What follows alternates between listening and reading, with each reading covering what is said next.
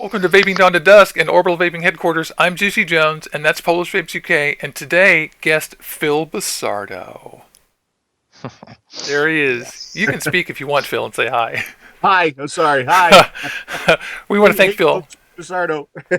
This is so awesome that he's here. We're not going to waste tons of time with show business today. We're just going to tell you guys thank you for showing up. And this is a special day because Phil has some time, and we're going to ask him a ton of questions. We have a bunch of the questions that we got from you guys this week during our other shows, and you guys in chat you'll be able to ask too. How are you doing, Phil? I'm excellent, my friend. How are you? Thanks for having me on the show. Thank you. I appreciate it. I'm great. Luke, how are you? How's stuff in England? Yeah, it's good. It's the actual weather's starting to change, so it's starting to get warmer. Ooh. And obviously, we're not a week away from Vape Jam, which I can't wait for Vape Jam. Really good last year.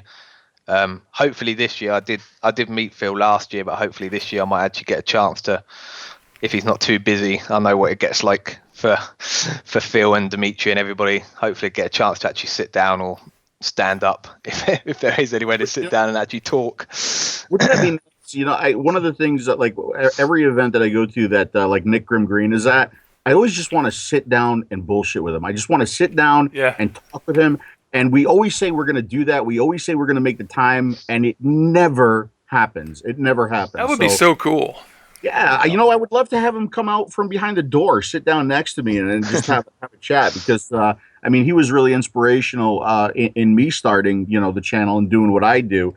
He's been around forever. He's a staple in the community. It would be so cool to just talk to him. Just talk to him. Fantastic, and there's your invitation right there, Nick. I saw his torso the other day, and I was like, whoa, because my friend Skeletor went to the con down in Florida, and they took a picture, and I'm like, look, Nick Green has a lower half. That's killer. Yeah. People say that about me. They're like, they see me at a show. They're like, "Wow, you really do have legs." I'm like, "Yeah, how about that?" You know. I heard you were taller than you look. Yeah, I hear that a lot too. That's what I heard. Someone told me that. Well, we're super excited that you're here. I want to take a second here and thank every single person that is in chat, because without you guys, we wouldn't even have a show. We do this for you, and we love that you guys show up, and you've been showing up for 25 weeks. This is 25th episode, and next week is 26th. That's 6 months you guys have been watching, and I want to thank all y'all. And in chat, we have a ton of people. We've got Aid is here, which I haven't talked to you in a long time. Thanks so much. 225, that's William, and Badass Vapor, and B-Man. And we have Brian, and Brandy, and Michaela. Lewis from New Vape Mods is here, which is so killer. And Owen, and SC Vapes, and Tom Pavlu, and Vaping for Beginners, who is so awesome. So thanks all you guys so much. Yep. Sorry, I got to say thank you all the time, Ben. We love them. I want to just say real quick, very briefly, before we get started, that today I busted out, because Phil is here, I busted out my Typhoon GT2, and I re-wicked it, and it's delicious. I have DIY in here. But I keep this, I always tell people, I keep this with high nic in it for when I need something that's, you know, like a quick satisfactory vape, or I'm going somewhere where I don't want to create lots of clouds. So here's to you, Phil. They can actually see you, right? I can't see you right now. That's right. They can see. Yeah. They can't see me. They can't see. You can't see me, but the broadcast going out is you looking big next to us and me and Luke stacked to your right. Ooh, yeah. Now it's your torso. And so if you guys aren't aware of this, we're going to ask Phil a ton of questions about stuff and just shoot the shit for a while. But first, we gotta do the vapor story. I really want to know. We ask everybody this, Phil, and we like to get people's story of how they quit smoking and how long you smoked and what it was like for you. What was the experience like, and why did you quit, and how long did it take? All right, so here comes the story yet again, right? So, you know, I was a smoker since I was 16 years old. Same story you've heard before. I tried it all. I tried the gum, the patches. I tried the Chantix. Yeah, Chantix, that's what it's called. Excellent for wild dreams. Not so much for quitting smoking. It didn't work at all for me. I took that and had crazy dreams too. Yeah, so my father, he had a heart attack when he was 36 years old. Thank God he's still with us, but he was a tobacco pipe smoker. And the doctor basically told him, sure, you could keep smoking, but you're going to die. That's kind of motivation to quit right there, right? So he did quit. And from that point on, it was always, when are you going to quit? When are you going to quit? When are you going to quit? Because I was a smoker. My mother was a smoker. My brother was a smoker. My father was a smoker. So I guess it was sometime in 2008 when I found out about electronic cigarettes and the potential harm reduction that they offered. And back then, there wasn't a whole lot of research, so I just read everything that I could about them, really trying to understand them. It's interesting because we really don't research and read as much as we can about cigarettes, even though we know that those are killing us, right? But Yeah, it's weird, isn't it? it really is weird. But what I didn't want to happen was stop something that's going to kill me in the next 50 years and move something that's going to kill me in the next 2 weeks, right? That's what I didn't want to happen. Right. So everything I read looked good. So I bought, and I still have it here. I bought my first, like what I call the proof of concept kit. If I could get it out of here. Is that what you call it? Yeah, right. So this was my proof of concept. That's my very first electronic cigarette here, and it's got this little plug that you would plug in the wall and it would charge, a little stick battery type thing, right? And although it wasn't that satisfying, how about that? It made vapor and it looked like a cigarette, and it didn't taste horrible. Like, well, there's something to this, right? So I did some more research, settled on the Joy 510. That was my first cigarette, or my first electronic cigarette, and I went cold turkey. So I wasn't a dual user or anything like that. And I tell you what, it wasn't bad, because I had tried quitting smoking a few times before, and this is actually in the Vapors Advocate article that they just did. By day 3 of quitting cigarettes, no matter how I did it, I really kind of wanted to rip somebody's throat out, right? Yeah. But when I went to electronic cigarettes, I never had that throat ripping out want or craving, right? It was a pretty smooth transition. But of course, back in 2009, because that was my quit date, July 7th, 2009, the gear wasn't where it is today, at all. So Oh my God, no. it was so much more of a challenge to get things to work the right way, to get them to be satisfying, to get them to be consistent. And E-liquid tended to be a pretty low quality. Did you find that? yeah, well, the throat hit wasn't there. You had to be at kind of a higher nick level, but consistency and feeding the atomizer was my biggest thing, right? So Yeah. when Cardos came out, and then when Cardo tanks came out, that changed the world for me. I mean, that was like, oh my God, I can go all day long without filling, and it worked perfectly. I mean, like I said, that was world changing for me as a vapor. But now you got things like, take for example, like the Joytech Ego AIO. If this had been my first electronic cigarette, oh my God, it would have been so much more of a better experience, a better hassle-free experience, right? So, those people now who say they can't find anything that satisfies them, in my personal opinion, they're not trying hard enough. Okay? Because there's plenty of really good, really simple, really satisfying devices out there for any smoker. So they're just not committed to quitting at this point. And you have to be. You have to want to quit to become a vapor. You can't, that's why, a lot of people give people starter kits and they say, here you go. And that may not work. That may not work because you kind of have to spend your own money. You have to be vested in it a little bit. You got to want to do it to really be successful. Yeah, completely. I totally get. I've given people several of those Anakin T18 kits, which are very similar. Yep. And I haven't tried one of those IO kits yet, and that's on my list because I'm a big fan of the perfect quit kit or whatever, because I don't have anything invested in the ego of it or it needing to be sub-ohm. I know the difference as you do, that if you're really a smoker, you have to get the right thing. But I want to backtrack one little bit and just underscore something that I heard you say. And I'd like to remind everybody of this. And one of the things that made it work for you was that you decided to quit. Yeah. You really made a mental decision, I'm going to quit. Oh, yeah. And so every time that I quit, even before the electronic cigarettes, I would literally smoke myself to oblivion, like knowing that my quit day is coming up. My quit day is coming up. And I would smoke to the point where I can't stand smoking anymore. Right. You have to want to do it. You really have to want to do it. Yeah, that's awesome. And that's funny you mentioned Chantix, because I used Chantix too at one point, and Chantix actually helped me quit for 5 years. Believe it or not. But everybody can Google this. That story where the fellow Carter Albrecht in Dallas was killed by taking Chantix. He went crazy and went in someone's lawn, and the guy shot him. That was a college friend of mine. No kidding. Yeah, that's not. And I had a different experience with Chantix, but that's incredibly sad to me. Oh yeah. That he was an acquaintance of mine from college. So That's really important. You have to decide, guys. If you decide, it works. So that's what Phil did. And we had Luke's 1 year anniversary here on the show. I think it was episode 7 or something. It was really cool. Yeah, October. Congrats. Yeah. Yeah, and one one big thing, obviously, like you said, you've got to get the right device. Especially for me, when I tried quitting vaping, the first thing I tried was like the little cigarettes from like the petrol station, which obviously are awful, because around here I've got 4 shops that are close to me, and out of them 4 shops, there's only one that is actually any good, that they actually helped me and got me something that worked. Because after the cigarette, I tried like the Ego pen, and that did nothing for me. And then when I actually found my local vape shop, they actually set me up with Jenny Tank, I think it was, and Vamo V5, and that's what got me off cigarettes. Good deal.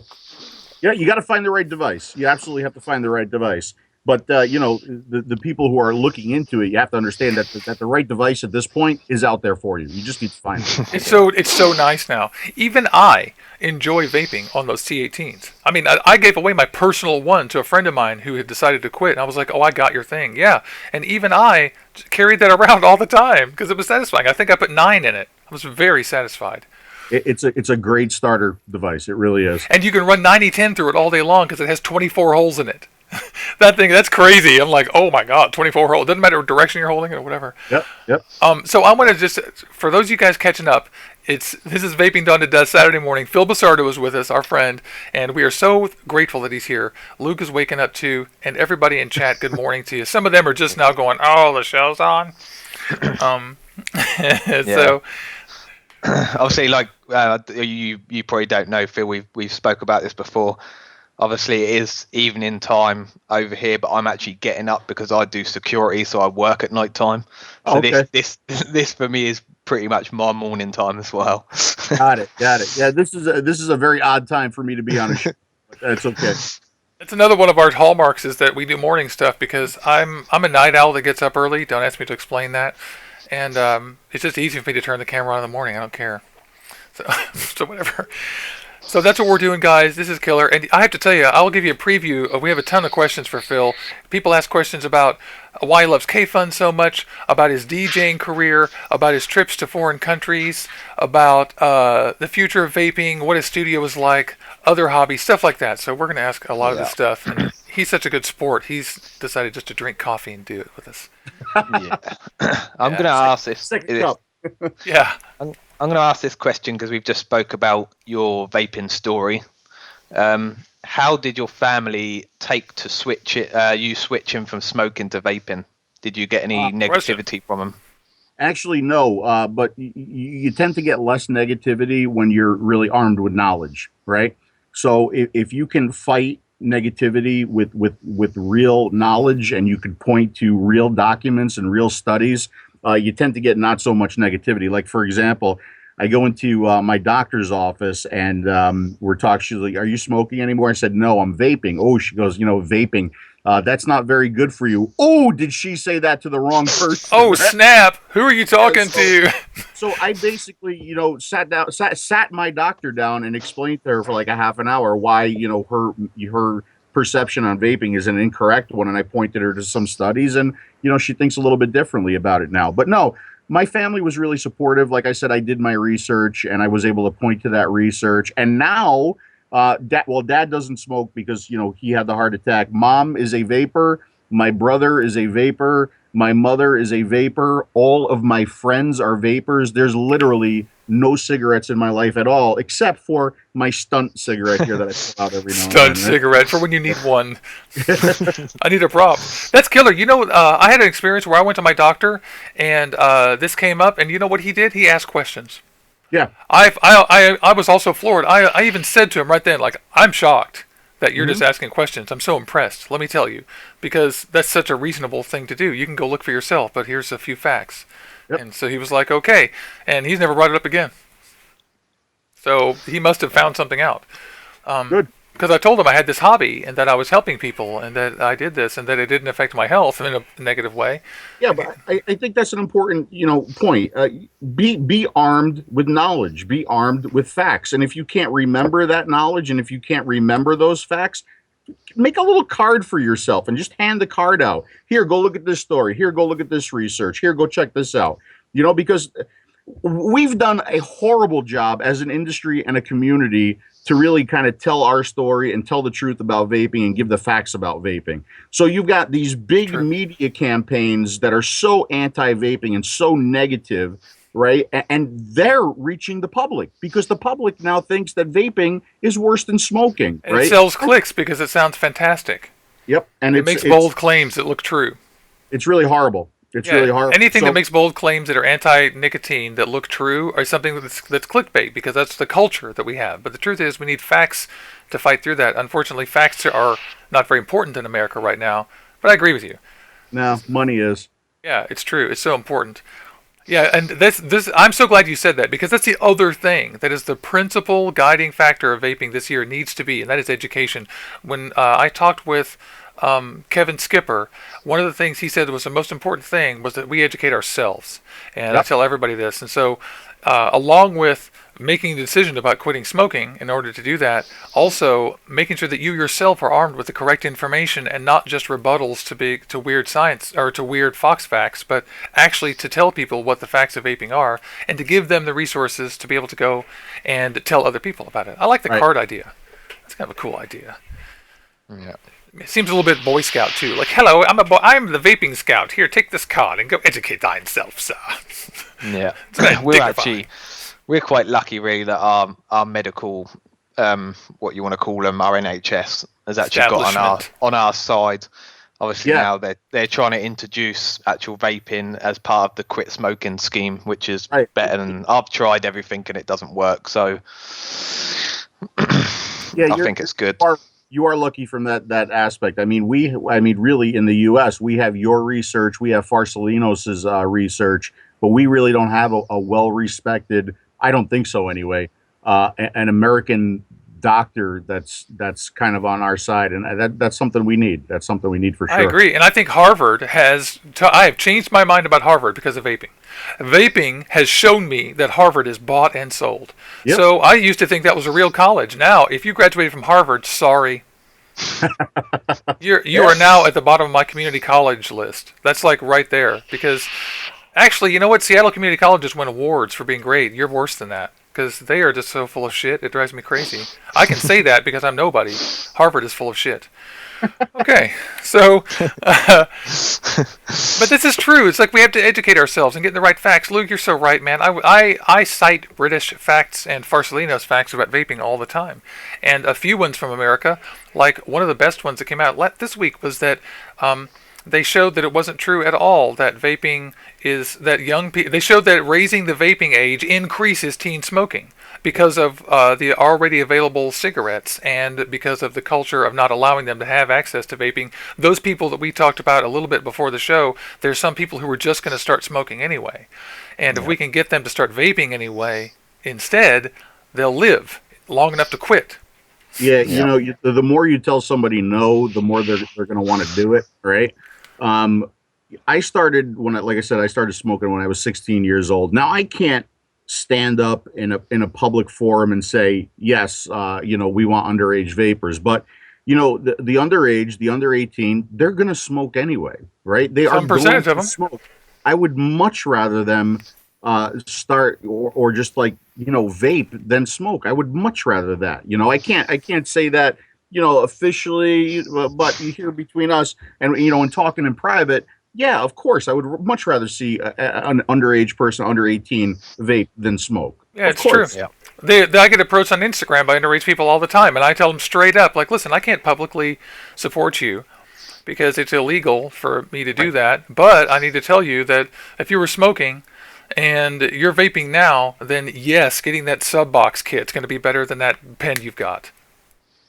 Sorry, and I'm not a parent, so I wouldn't know. But I can say that that's just what I would tell a friend. Right. Because vaping is not smoking cigarettes. Right. We underscore that. So educate thyself, everybody. And otherwise, we're just going to sit here and rant about this stuff. Thanks for chatting with us, Phil. This is really fun, actually. No, this is the kind of format that I like, man. Oh yeah, our show is really Saturday morning. Yeah, this is it. Really Yep. unpretentious is what I call it. It's okay. I'll just blame everybody. I'll just blame the fact that I'm not doing any review work on you. Oh, please do. That'll give me. All of the hate that I get. I'm just gonna forward it right to you. I wish you would actually. Make sure you put in an annotation link that links to our channel, and then. And I'll take all that hate.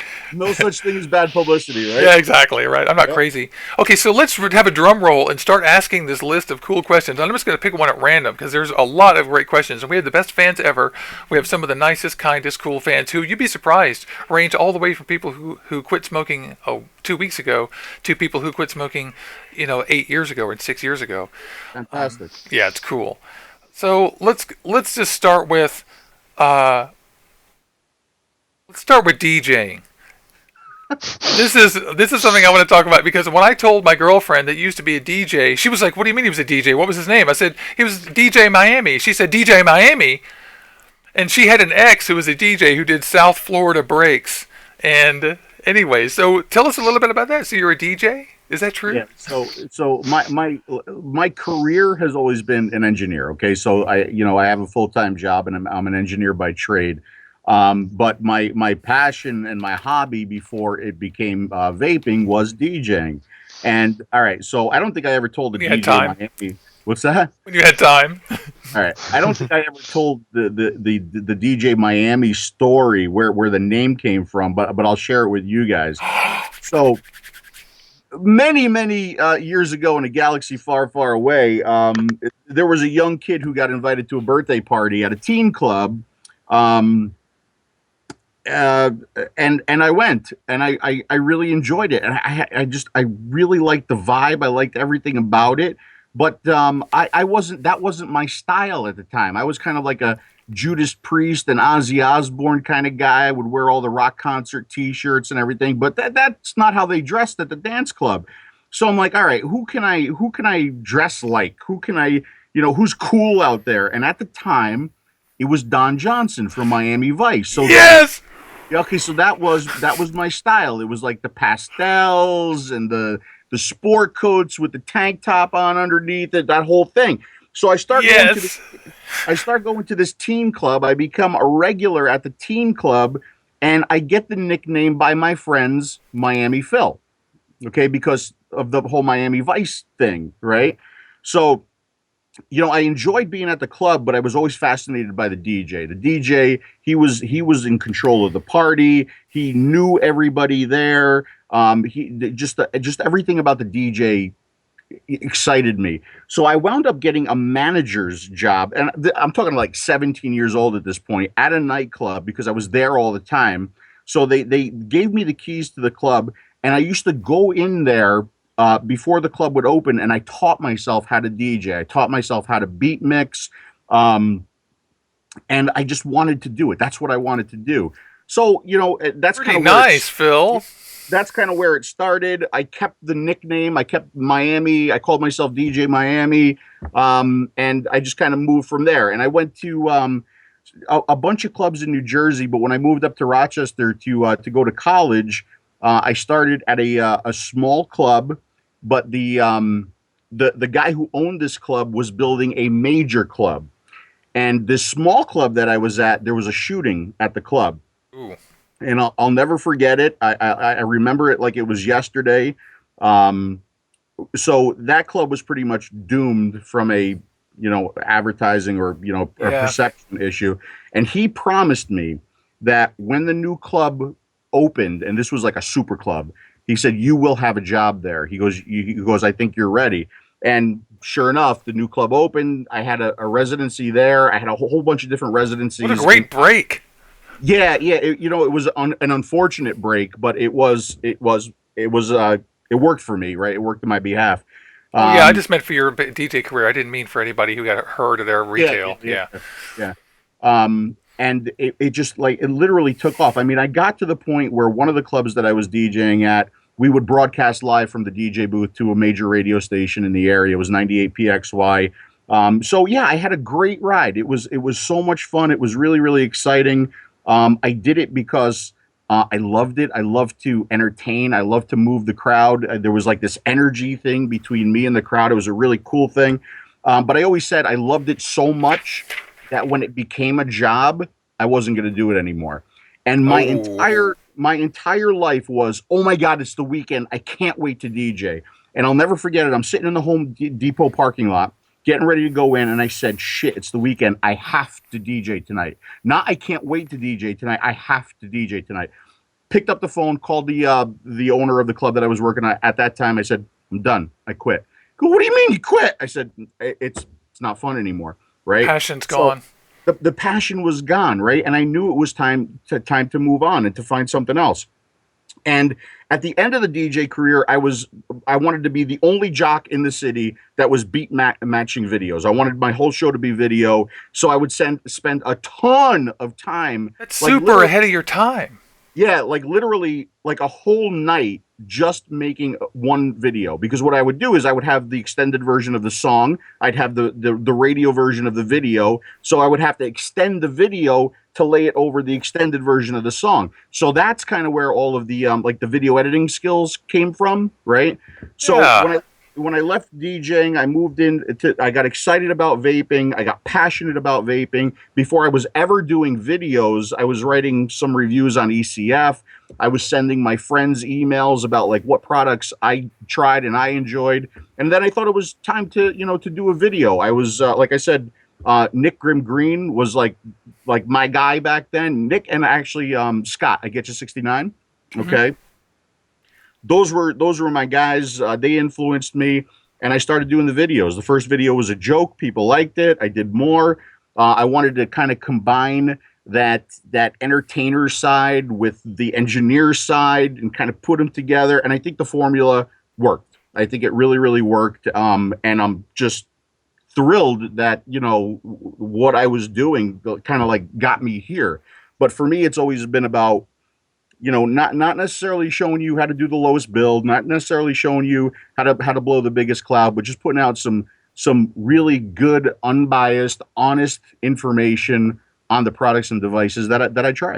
I can't believe you answered like 4 questions in a row right there. You did the perfect segue between what did I used to do, what do I do now, how did I get into vaping, why did I start a vaping channel, and what is my technical aptitude towards this stuff. And I mean that was So genius, Phil. so we're done. Thanks for No, I'll see you again soon. So I I got failed as an interviewer.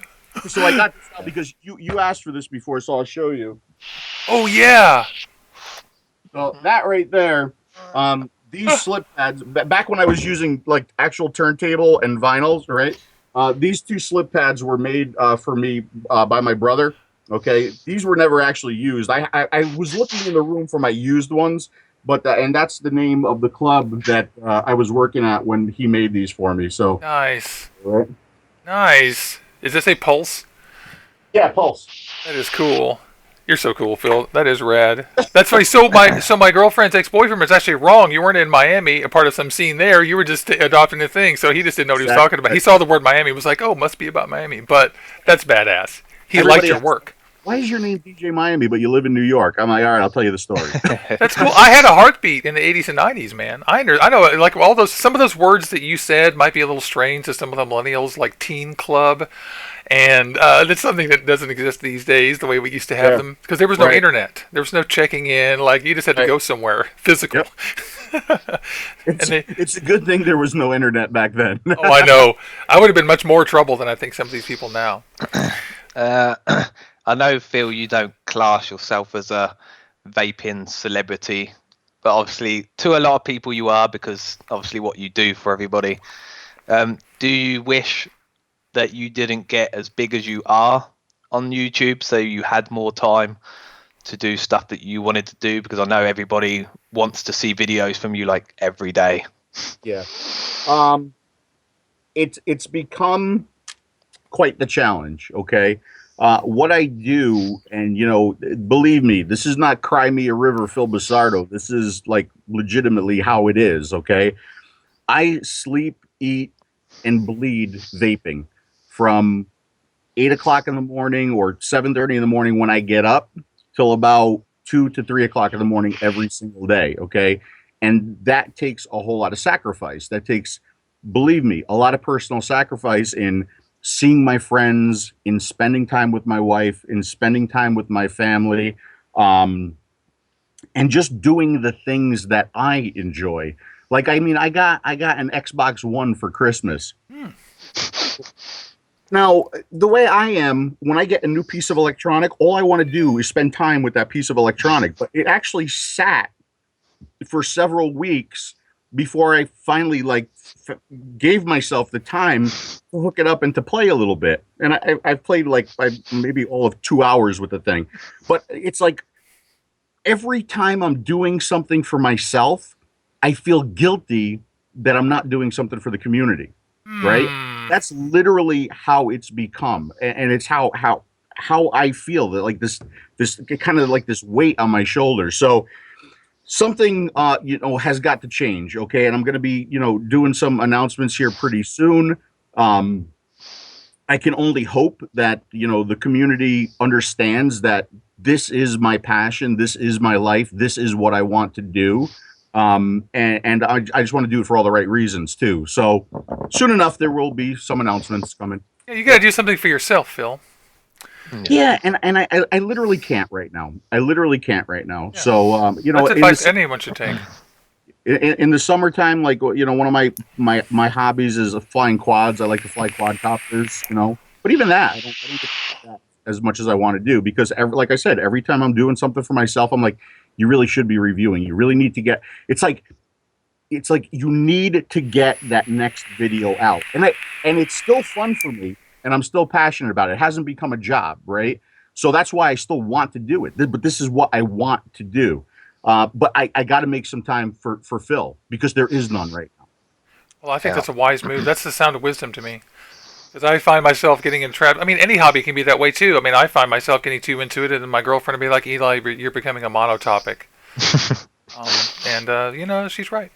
Don't do Right. that. But it's like, but because of my current schedule, because of my current life, I can't do everything with my career and do everything with vaping and have time for Phil. I can't, just can't do Yeah. it. Yeah. I mean, literally, never mind the reviews and the editing and all of that stuff, like data gathering and getting the numbers and putting the charts and everything together. Never mind all of that stuff.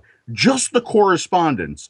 Just the correspondence is pretty much a half a day job. I would say about a half a day job. Answering all the emails, responding to everybody, because I do respond to everybody. I, re- True. I can attest to that. I comment, I respond to every single YouTube comment that I get until I move on to the next video. There's no way for me to go back to all of the videos and respond to all the comments. But hey, you're good enough to watch my videos and appreciate what I'm saying. Then just for me to show my respect for you, I'm going to respond to you. And I want to do it personally, and that takes time, right? Yeah. Yeah, engagement takes time. We've got a question from the chat asking if you can speak about the new Inican chip. Seems strong enough to maybe do TC and Campfire. I don't know if you. TC and Canthal.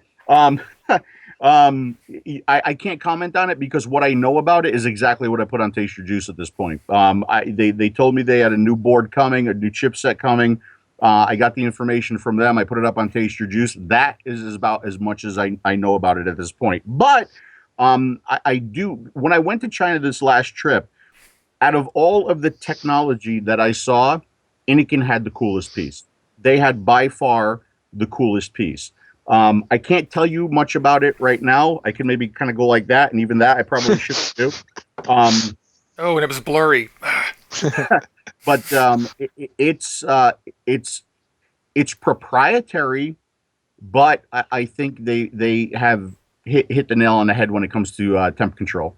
So I'm excited for them to release that. Now, what I just showed you real quick is not what they have coming out with that. What is it? The Apex? No, I can't even. It's on my website. I don't even remember what the hell it is. But that new board is different from this technology. Ethon or something. Yeah, Ethon. But Inikin out of all of the companies there, I there's just something about that company, both in the quality of their pieces, and yeah, I know there's some bum ones out there. There's some bum ones of everything out there. Why they do things, because the owner's father was a smoker, the owner was a smoker. I think George was a smoker.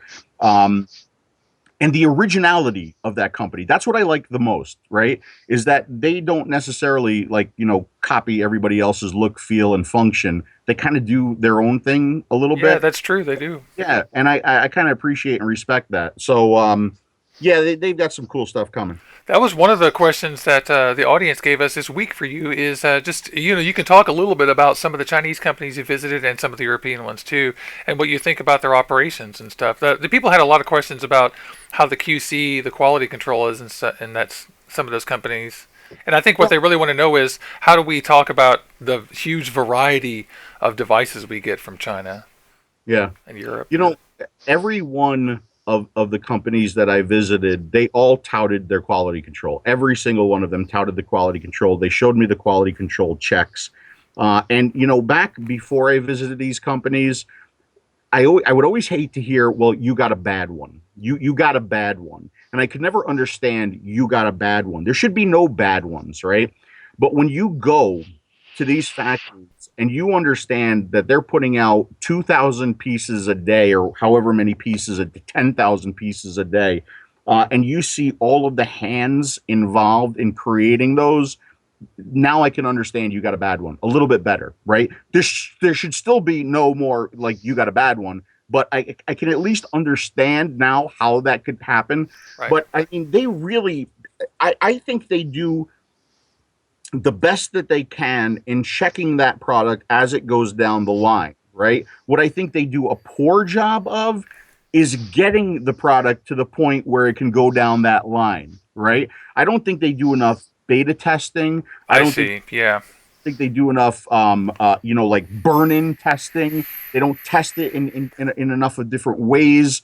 So I don't that's where I think they fail a little bit. I think they rush too much stuff to market. They rush too much stuff to that line, and that's where they get in trouble. Yeah. That's my opinion anyway. Yeah, that's funny because I have a friend who is a mechanical engineer, and he just graduated a couple of years ago. And I show him some of the things I've got from vaping, and he's like, the first thing they taught us in college about mechanical engineering is that you need to test this stuff before you go to production." Right. Right. Always.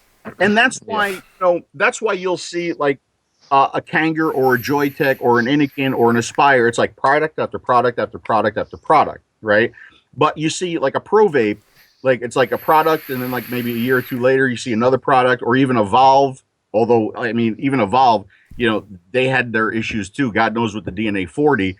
But Yeah. yeah, I think they push product a little bit too hard, too fast. They're always looking for that next thing to get on the shelves and that next thing to sell you, right? They're pushing too hard. And I think if they slowed down and they had better better market research, better beta testing, uh, and that might prevent like the revision 1 and the revision 2 and the revision 3 and the revision 4.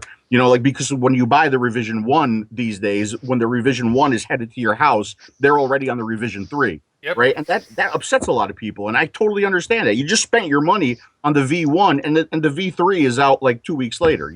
I agree. I had hoped that vaping would be immune from this product cycle we invented in the 80s and 90s where it's planned obsolescence, where they know that, there's going to be a 1.5, and then they call the V2, but it might be the third version of the same deck or whatever. And last year, that really exploded. Something fierce. Yeah, yeah. Tony also asked if you could speak a little bit about Vaporesso. You mentioned when you did your video that you were really impressed with their operation. Wildly impressed. Out of all of the factories that we saw there, that factory impressed me the most, hands Nice. down. And I think the reason is because they do a lot of OEM work there. Okay, so they make a lot of stick batteries and a lot of devices for some really big names out there. If you wouldn't mind explaining what OEM is just for the audience real quick, and then keep talking. Sorry. They make the product, okay, and then they either give the product to another company or they brand it for that company. Okay, so you never know that Vaporesso or S'more makes this product. You just know that the product came from X company. Okay, so they're just a manufacturer of the product, and then they give that product to whatever company is buying that product from them, and that company puts their name on it. Okay, does that make sense? Yeah, thank you. Yeah. Okay. So yeah, so I think it was because that they're such a big OEM company. Maybe they have to have different standards from everybody else. But like we saw all of the same similar kind of testing in all of the factories. S'more was the only company or the only factory where I saw like what do you call it? They were testing for biology. They had a biology lab, and they were Wow. looking for like germs and bacteria and Really? yeah on the products I'm themselves. very impressed. Oh yeah, I told a joke in the video where they tried to get me in that full body suit with the mask and it didn't Yeah, fit. the Tyvek or whatever. Yeah, it was just Dimitri thought it was the funniest thing in the world. Okay, but I'm the one who's trying to get in this suit. But yeah, I mean it was funny. But I'm thinking, all right, look, I'm not fitting in the suit. They're gonna throw a lab coat on me. They're gonna throw a hairnet on me, and they're gonna say, hey, we got Phil Busardo here. Let's let him in the factory and let's let him film. They would not let me in. Now, I wasn't upset by that at all. At all. I was impressed by that. Standards, baby. Standards. Right? So I mean, everybody who went in there, they had the full body suits, they had the face mask, they had to go through the air shower, and it was like, I mean, it was clean room conditions everywhere. Even the materials that were going into the production or the assembly facility had to go through the air shower, had to go through like ultraviolet lights to kill Wow. I'm very impressed with that. yeah, I'm impressed too. Now, and a lot of people have said this. Yeah, but what you see is not what really happens when you're not there. Okay. And you may be right. You may be right. I can't be there and not be there at the same time. So I don't know what's going on there, when I'm not there. But we did go to a couple of the factories, and we had already gotten the tour of these factories, but I was with somebody who didn't see, and I said, hey, can you show him, right? And they brought us back to the factories, and everything looked and was operating exactly the way it was when we saw it. So that was an unscheduled tour. So, hey, look, I don't know what's going on there, when I'm not there. But I tell you what I saw from Vaporesso really did impress me. They were by far the cleanest, what appeared to be the most organized factory that we saw while we were there both times. And can I just say, just for a little reality check, no insult to you, whatever, but I doubt you're important enough for them to put on a pretense that huge to change their entire operation to make sure they adhere to the safety standards just for Phil Busardo. I don't think you think that you're that huge, and that probably isn't the case. I'm guessing. No, yeah. Even Dimitri made that comment several times. He's like, Yeah. I just can't see this happening different when we're not here. I mean, Yep. there's just too, I mean, how do you coordinate, 3,000 to 5,000 people doing something differently on this one single day? Yeah, I don't think it's all that much different. I really For don't. a couple of dudes from New York. And the truth is, in a big business standpoint, they probably are more concerned about giant OEM investors coming who are going to give them millions of dollars because whether or not things are good or not based on fees. So to me, that's a little bit of an idea that comes from not understanding the scale of this business. Yeah, I agree. And if that were a tiny factory where they made 10 at a time, maybe. But if they're making 2,000 a minute, Right. they're not making an hour. Excuse me, they're not making 2,000 a day or whatever. By being messy and crappy. Anyway, I'm really impressed with that. That's cool. And that was one of our questions, is people asked about that. So the quality control standards vary all over the place. But I think it is an intelligent point to make that not everybody adheres to the quality control that they say they do. And, we were talking before the show a little bit about how crappy some of the testing is. And I guess we just touched on that a minute ago. Really, these guys need to triple their testing and then come out with half as many products. Because Kanger does this a lot, where they'll hit it, then they'll miss it. And they'll hit it, and miss it and miss it and hit it, and their product cycles are months in advance. They've already committed to these chips, these things that are flawed. By the time we find out they're bad, they've already got a whole generation of stuff that's going to be lame, and then next time it'll be okay. Well, the two times we were there, the first time we gave the Sevia talk in front of all those manufacturers, that was something that I really, really stressed. You guys, you have to slow down. You have to do testing. That V1 has to be the only version. It has to be, as perfect as you can make it coming out the door, because the community is very interesting, right? These companies will have a hit. They'll have a killer product, and they move up one rung on the ladder, and they have another hit, and they move up one rung, and they continue to move up rungs. But the way the community is, as soon as they slip up and put out a shitty product, it's not like they go down one rung. They slide all the way back down to the bottom of the ladder. Yes. And they have to work all over again to build that confidence and trust with the community, with the the people that are buying the products out there. And some of them just don't understand that. They need to slow down, and every one of their products needs to be a killer product.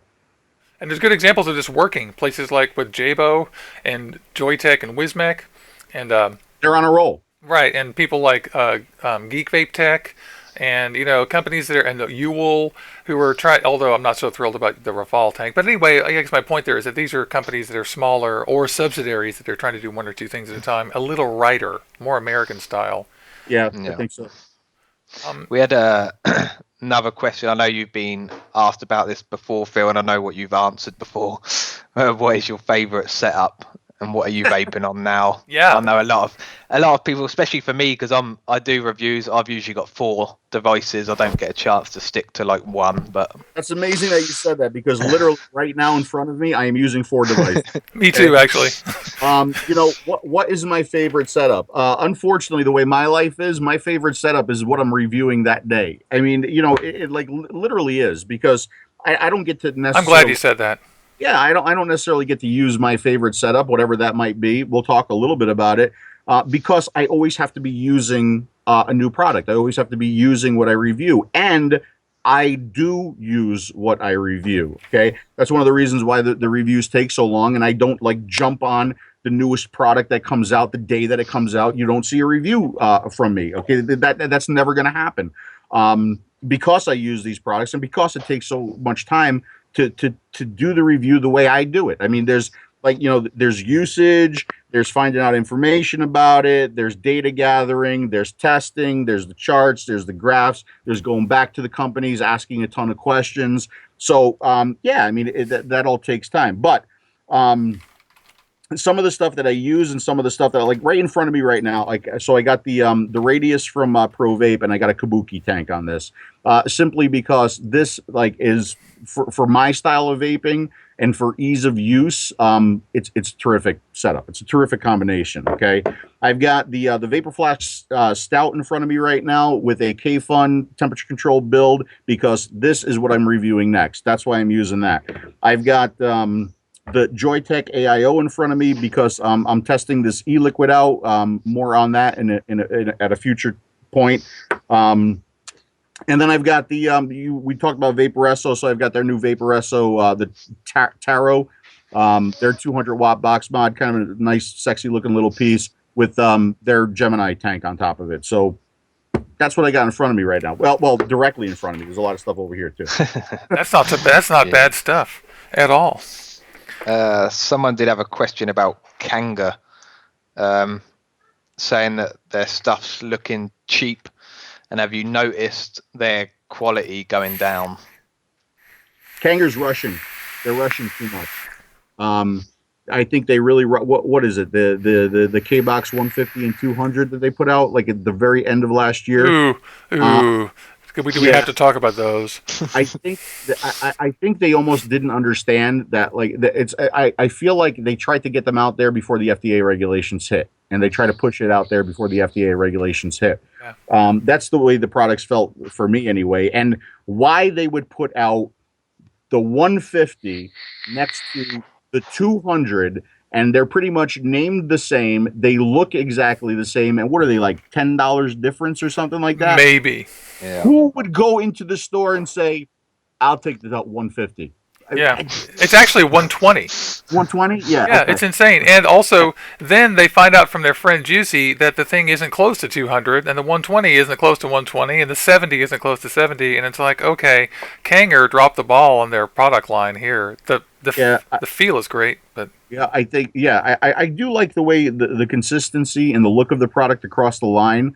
But I think they got a lot of work to do in quality. I think they need to start hitting the nail on the head again. I think they need to slow down a little bit. Slow down. I really think they need to invest a little bit of time and money into coming up with, or at least designing their own technology, and stop using off the shelf stuff.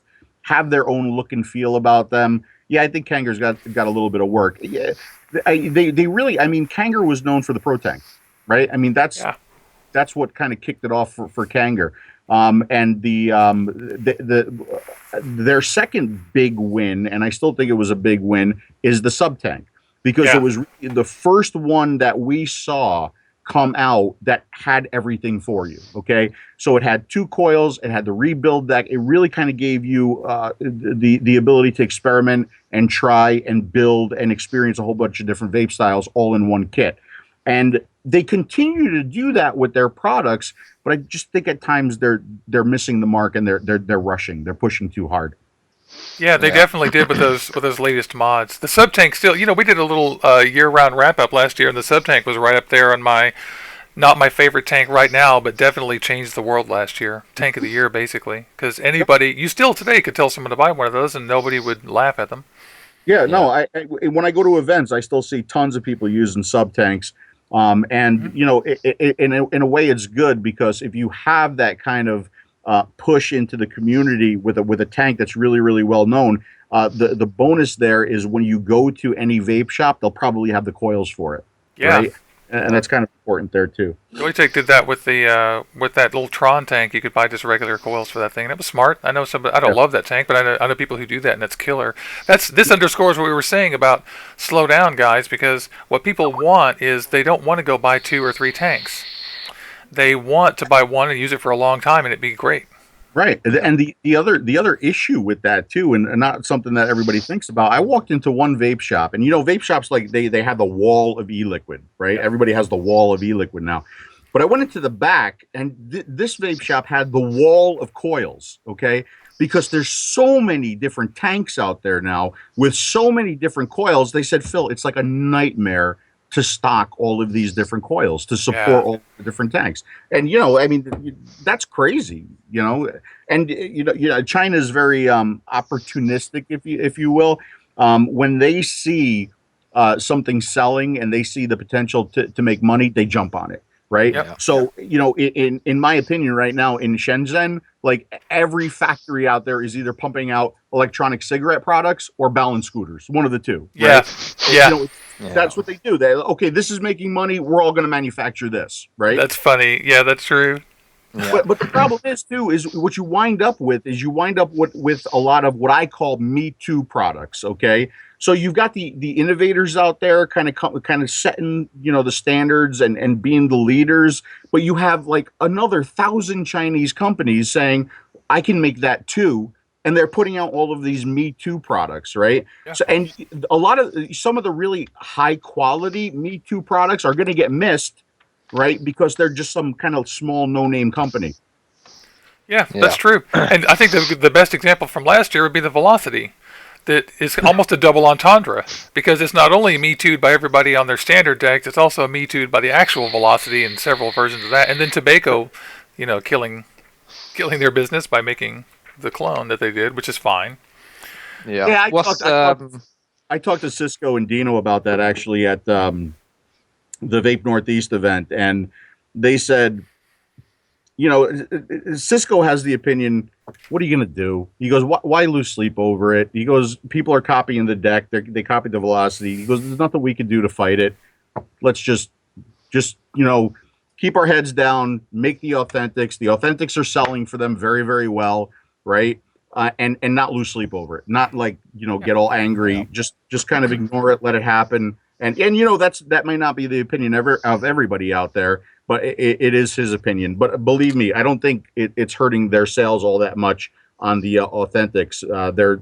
They're selling them as fast as they can make them. Yep, and it's also important to note that that's the nature of any kind of creative endeavor, is that you're going to get copied, and so you may as well just be at peace with that, and then try to keep on keeping on. You have to trust yourself for having come up with that idea and being good, and coming up with something else later. You're gonna, Yeah.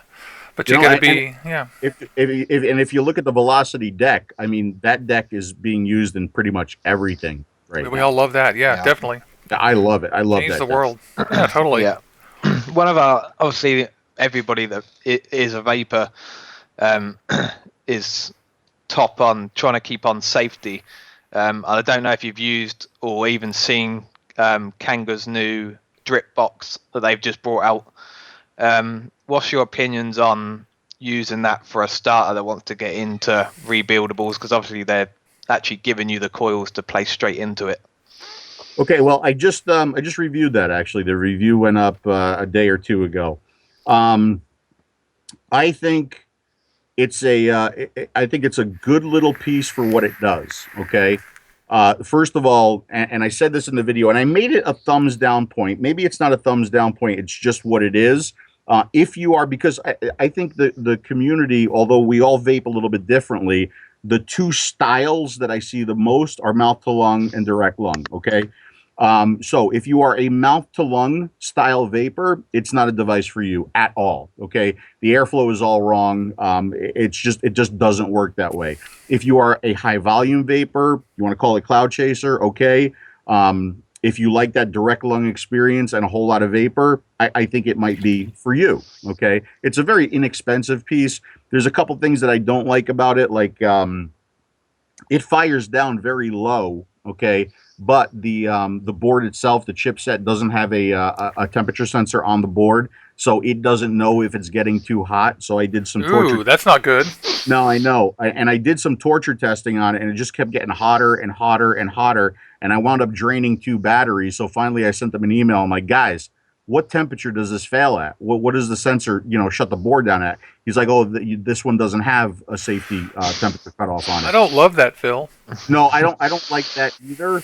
But it's hard. See, like if it had that and it failed, instant thumbs down, right? But it doesn't have it.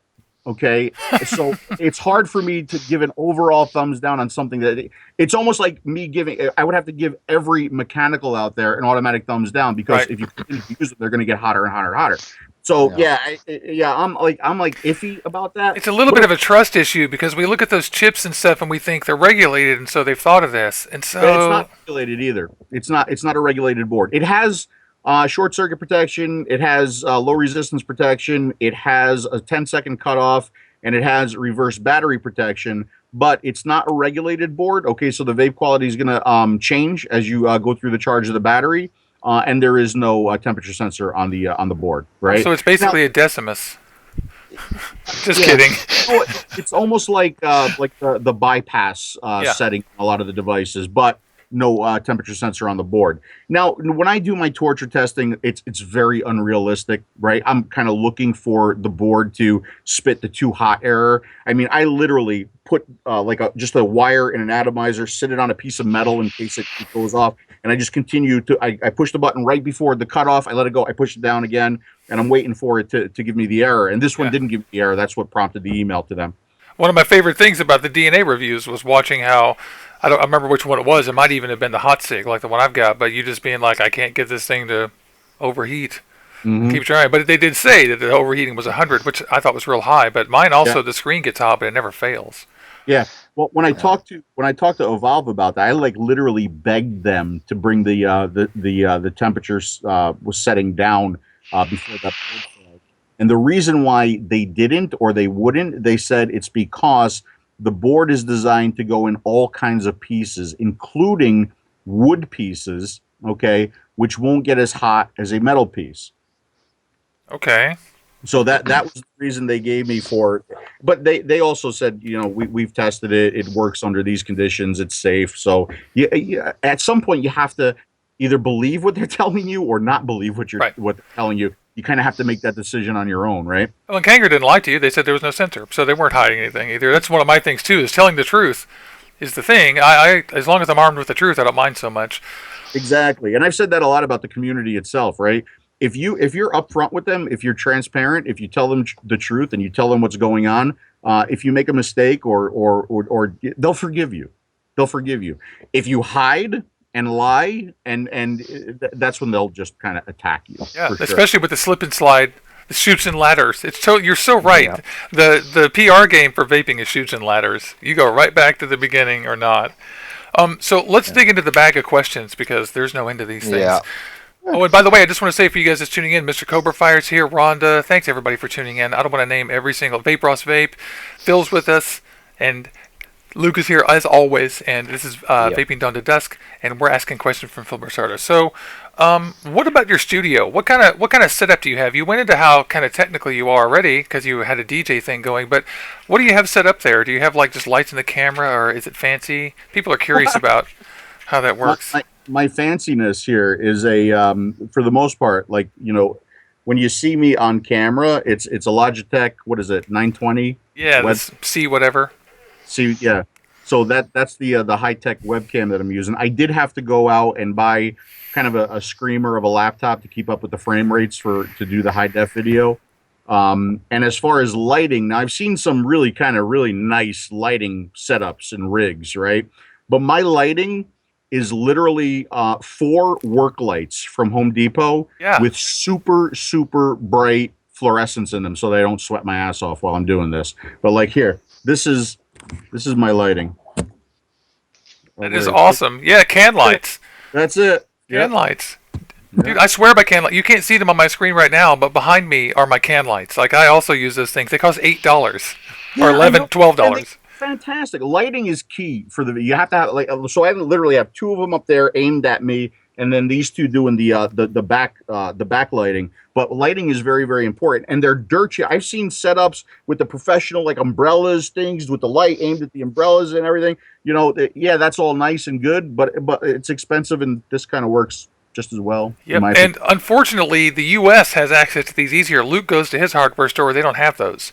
Oh, Luke, so sorry. Yeah, because those are like $13 or something, and you can put in 85-watt compact fluorescents, which use very little power and don't get hot. You can touch them. Exactly. Yep. And we couldn't sit here if we didn't have bright lights and cool lights, because it's insane. Well, this isn't like the old days.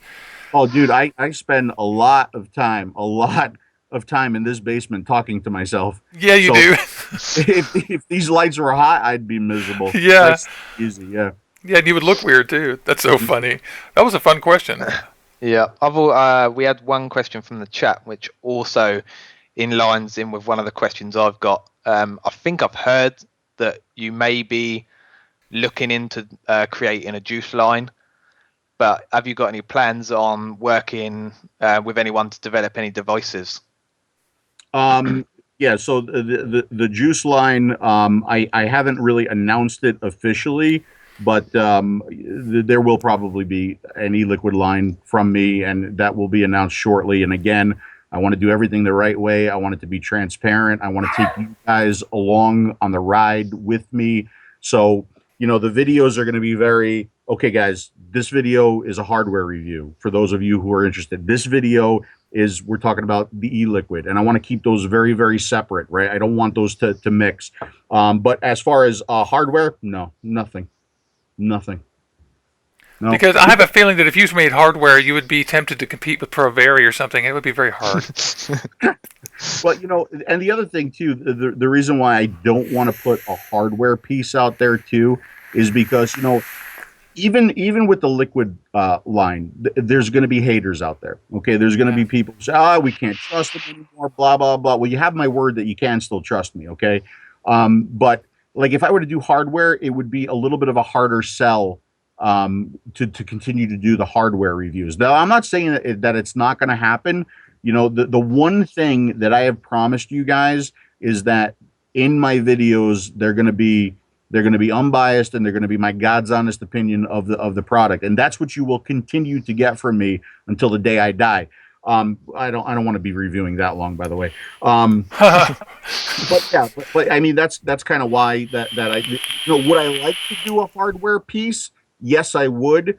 Would I like to do a hardware piece that a lot of you, the hobbyist vapors out there, the enthusiast vapors out there, would be interested in? Probably not, right? Probably not.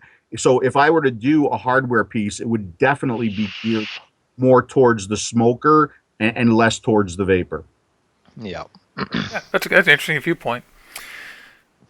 Oh, this actually segs into a slight other question that I had for you that I got this week too. That I have one as well, but it's really a two-parter. One thing is somebody asked me to ask you why you love the K-Fund so much, but I have another question you can maybe answer at the same time, and that is, this is just a technical question. Why do you space coils or not? This is something that came up, and I didn't have a good answer for my viewers, and I thought maybe I could ask you that. I have pretty much been doing nothing but space coils at this point. So be them temperature control or be them, just standard wattage builds. Here's why. For temperature control especially. Now, this is not to say that you have to have a spaced coil for temperature control, but I will say that it helps, okay? Because it makes that coil more stable. There's less chance of hot spots, less chance of shorting, less chance of anything going wrong with the coil. And for as far as the space coils for non-temperature control builds, you know me, I don't build like, crazy low ohm stuff. I don't necessarily build, to make giant clouds, although this one I do have a build like that in there. Mm. But so when you do kind of a touching build, right, or Right. micro coil, whatever you want to call it at this point, you kind of have to hit that button. You got to make sure that that glow is even, right? So once you hit that button, you might find a hot spot on there somewhere. You got to kind of brush it out a little bit, work that hot spot out, push the button again, watch it come up to glow. So doing the space coils just gets me away from all that. That's all. That's all. It's just like one step less that I have to worry about. And what I wind up with is a little bit more of a stable coil. I know that coil is going to kind of maintain its resistance a little bit better. It's going to be a little bit more stable. So it takes out a step in the process for me, nothing more. And I found building them super, super easy to do now. I use my coil master. I pull a coil out, push it back together, clean up the leads, and I'm good to go. So it's just really, if anything, it's just a time saver for me. And I know there's a little bit of fear out there about like dry burning, or at least getting coils to come up to glow. Yeah, I've had questions about that. Yeah, that could potentially be bad for you. Here's how I am with the scares, because there's like every day there's a new scare in the community, right? Until you give me scientific proof to believe that scare, and that scientific proof can't be like, well, I went on Wikipedia and Wikipedia said, no, that doesn't Right. fly for me. We need to test this stuff the way we're using this stuff, and no other way, right? So until you give me, proof that it's no good, I'm not going to say, oh, you shouldn't do this, because there's simply no proof. But I talked to Dr. Farsalinos. I talked to him about dropping my nicotine level. I talked to him about, dry burning coils and getting coils up to glow. And he doesn't, he doesn't have any necessarily proof on it, but in his professional opinion, he said, I would rather not do it. So that's what I do now. I make space coils and I don't do it. I get just as much enjoyment and satisfaction out of my vape. And if you do things the right way, like I got, these are space coils in here right now. And I keep getting a check atomizer indicator on this, but Lemon. Yeah, Well, that's good. That works. Looks like Phil. I think you got a vape off that. Well, you've inspired me. I'm going to take my Moonshot, which has a weird deck and is a super sub-ohm tank, and I'm going to put a space coil on it, because the Moonshot is very difficult to dry fire than wick, because it's got a weird deck that rotates and you have to hold it still. yeah. And a lot of people will complain about that. But anyway, so that's cool. Yeah. You just added a little facet to my thing. Cool. Yeah, try it out. Like I said, it's easy, and it's like one less headache for me. Now, when I like if I'm changing my cotton and I want to clean the coils a little bit, I'll just kind of like pulse it. I'll try not to glow it. I'll pulse it to get some of that gunk off. And that's pretty much the way I'm doing things right now. And how I do things tomorrow, that might change. Yeah, it depends. Yeah. Yeah. What are your thoughts on how women are being portrayed in the vaping community? Well, I'm not exactly a fan of it, and let me preface it this way, okay? Phil Busardo likes a half-naked girl just the same way every other guy. Believe me, I do, okay? But I always say that there's a time and a place, and I don't know if vape meets are necessarily the time and the place at this point, especially since we're under a microscope, especially since we got regulations coming down. And it's just that perception. Like when I went to the New Jersey event, we had senators there, and these senators are walking. And I was embarrassed for our industry. I was cringing at what this senator was seeing. Right, and I just don't think you go to Comic-Con and they say, well, Phil, you go to Comic-Con and there's always like girls walking around in paint and stuff like that and everything. Well, yeah, that's Comic-Con. Okay. It's an accepted, industry. That Comic-Con is not selling nicotine to people. That's right. In fact, Comic-Con isn't selling anything except for artwork. on paper and Right. sometimes digitally, and the cosplay is a part of it. That's a false argument. That doesn't Right. make any sense. And I'm Yeah. with you. I'm a feminist. Full stop. I don't qualify that. I've been that way since I was a kid, and it bothers me. And it's true that we go off on this in the show a lot, and we're going to do a special on feminism here, where we get some female vapors to come tell their story, nothing else. Just tell everybody what it's like. And part of the deal is that when you're selling something, I worked in marketing a long time, when you're selling something, no serious marketing professional tells someone to sell things that way. Only amateurs do that and desperate people. And the vape industry is full of amateurs and desperate people who just learned that they're going to be a small entrepreneur, and then they start doing this stuff, and the promoters like it because they come from wrestling and rock concerts, which vaping isn't. So we need to all grow up a little bit and realize that it's below the dignity. And until men start taking their clothes off like that, why do women? Yeah, it's funny that you say that. I mean, where are all the half-naked guys for That's number right. one, the female vapors, and number two, Dimitri, right? I mean, where are all Yeah. those? Yeah, and the truth is also that you aren't the only person this alienates. There's only actually the reason why marketers tell you not to sell stuff this way. Apple doesn't sell stuff this way. IBM doesn't sell stuff this way. Ford barely sells stuff this way. The reason is because you alienate a large percentage of men, me included. When I go there, I feel like you. I feel uncomfortable. Yeah. And I love naked chicks. I beg my girlfriend to be naked all the time. We laugh about it. But the point Yeah. is, that's in private. My right, private. Thank you. Hey, my wife, yeah, at She's the fair game. the strip club after the event, yeah, but fair game. not the event. Because you never know who you're offending. Everybody likes to everybody's like on eggshells these days. No, nobody wants to get offended. But I mean, you got to be careful, and you got to understand the target, and you especially have to understand that, again, we're under a microscope, and some of the craziness that you see at these events, they're reflecting negatively on us. Some of the ways we portray ourselves as vapors, it affects negatively on us, and I just try to do the way I represent myself. I try to do things maybe a little bit differently. Yeah, I agree. And on Instagram, I love Instagram. I do it a lot. We just reached 10,600 followers on Instagram, which is huge. And I try so hard to feature and find gal vapors who are just like guy vapors, which is half the vapors out there. Not quite half, because more men smoked, statistically. But there are tons and tons of women out there vaping who are every bit as qualified, every bit as cool, every bit as interesting as the guy vapors out there. But some of them feel like unless they show skin, they're not going to get any traction with their promoting or whatever they want to do. And that's not fair. So I'm on a war against that. We call it vape classy. Hashtag vape classy. Good. I know Kevin just showed me a female reviewer. I don't really watch reviewers because, number one, I don't have the time. Number two, I don't want any of their opinions to affect my opinions. But he showed me a female reviewer, and the first video I see, she's leaning back and she's got her legs up in the air, and she's got like these fishnet stockings on. I'm like, all right, well, there's a reviewer for everybody out there, but you won't see me in fishnets. Yeah, this is a technical thing, and so I like personality. Like a lot of this channel is personality based, but there's no nudity. I just don't need it. Just unnecessary, in my opinion. And by the way, Vaping with Nikki B was one of our first guests on this show on episode 1, along with Zach McLean in my local vape shop, and she's a gal reviewer vapor who's awesome, who does her own building, who's every bit as good as any other guy. Ooh. That was a good question, Luke. Thank you. Somebody asked in the chat, they heard that you're going to be doing the smoke-free radio on a regular basis with Dimitri.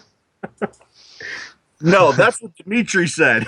Did he say that? So yeah, Dimitri has been really bugging me to do something for that show, and I might just do kind of like something like that we're doing right here. Maybe not talk about product, but maybe kind of do like a I don't know if you're familiar with From the Chair on tasteyourjuice.com, but maybe a format like that. Just talk about like what's my pet peeve of the day. What am I cranky about? I don't know.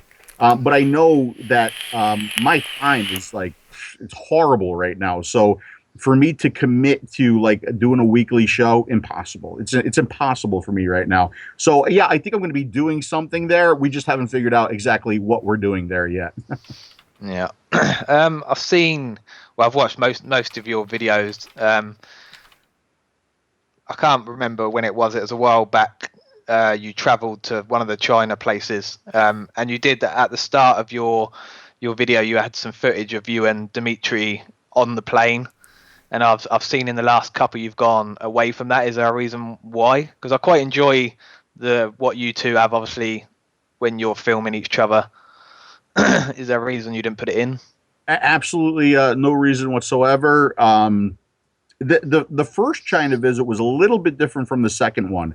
The first one we actually had like a day to like see some stuff. So we went to the electronics mall. We went to a couple of the shopping areas, and we filmed some of that. This last one, though, it was literally get off the plane, meeting, company, filming nonstop. We had to do the Sevilla presentation. That took up a whole lot of time, energy, and kind of brain power. So it's like we were a little bit more focused on this trip because we knew how much stuff that we had to get done, how much stuff that we had to get accomplished. So there wasn't like a whole lot of time. We didn't do funny skits. We really didn't do anything because we were literally on the go 24/7. And at one point, he had to stay back at the Sevilla presentation, and that was the day that I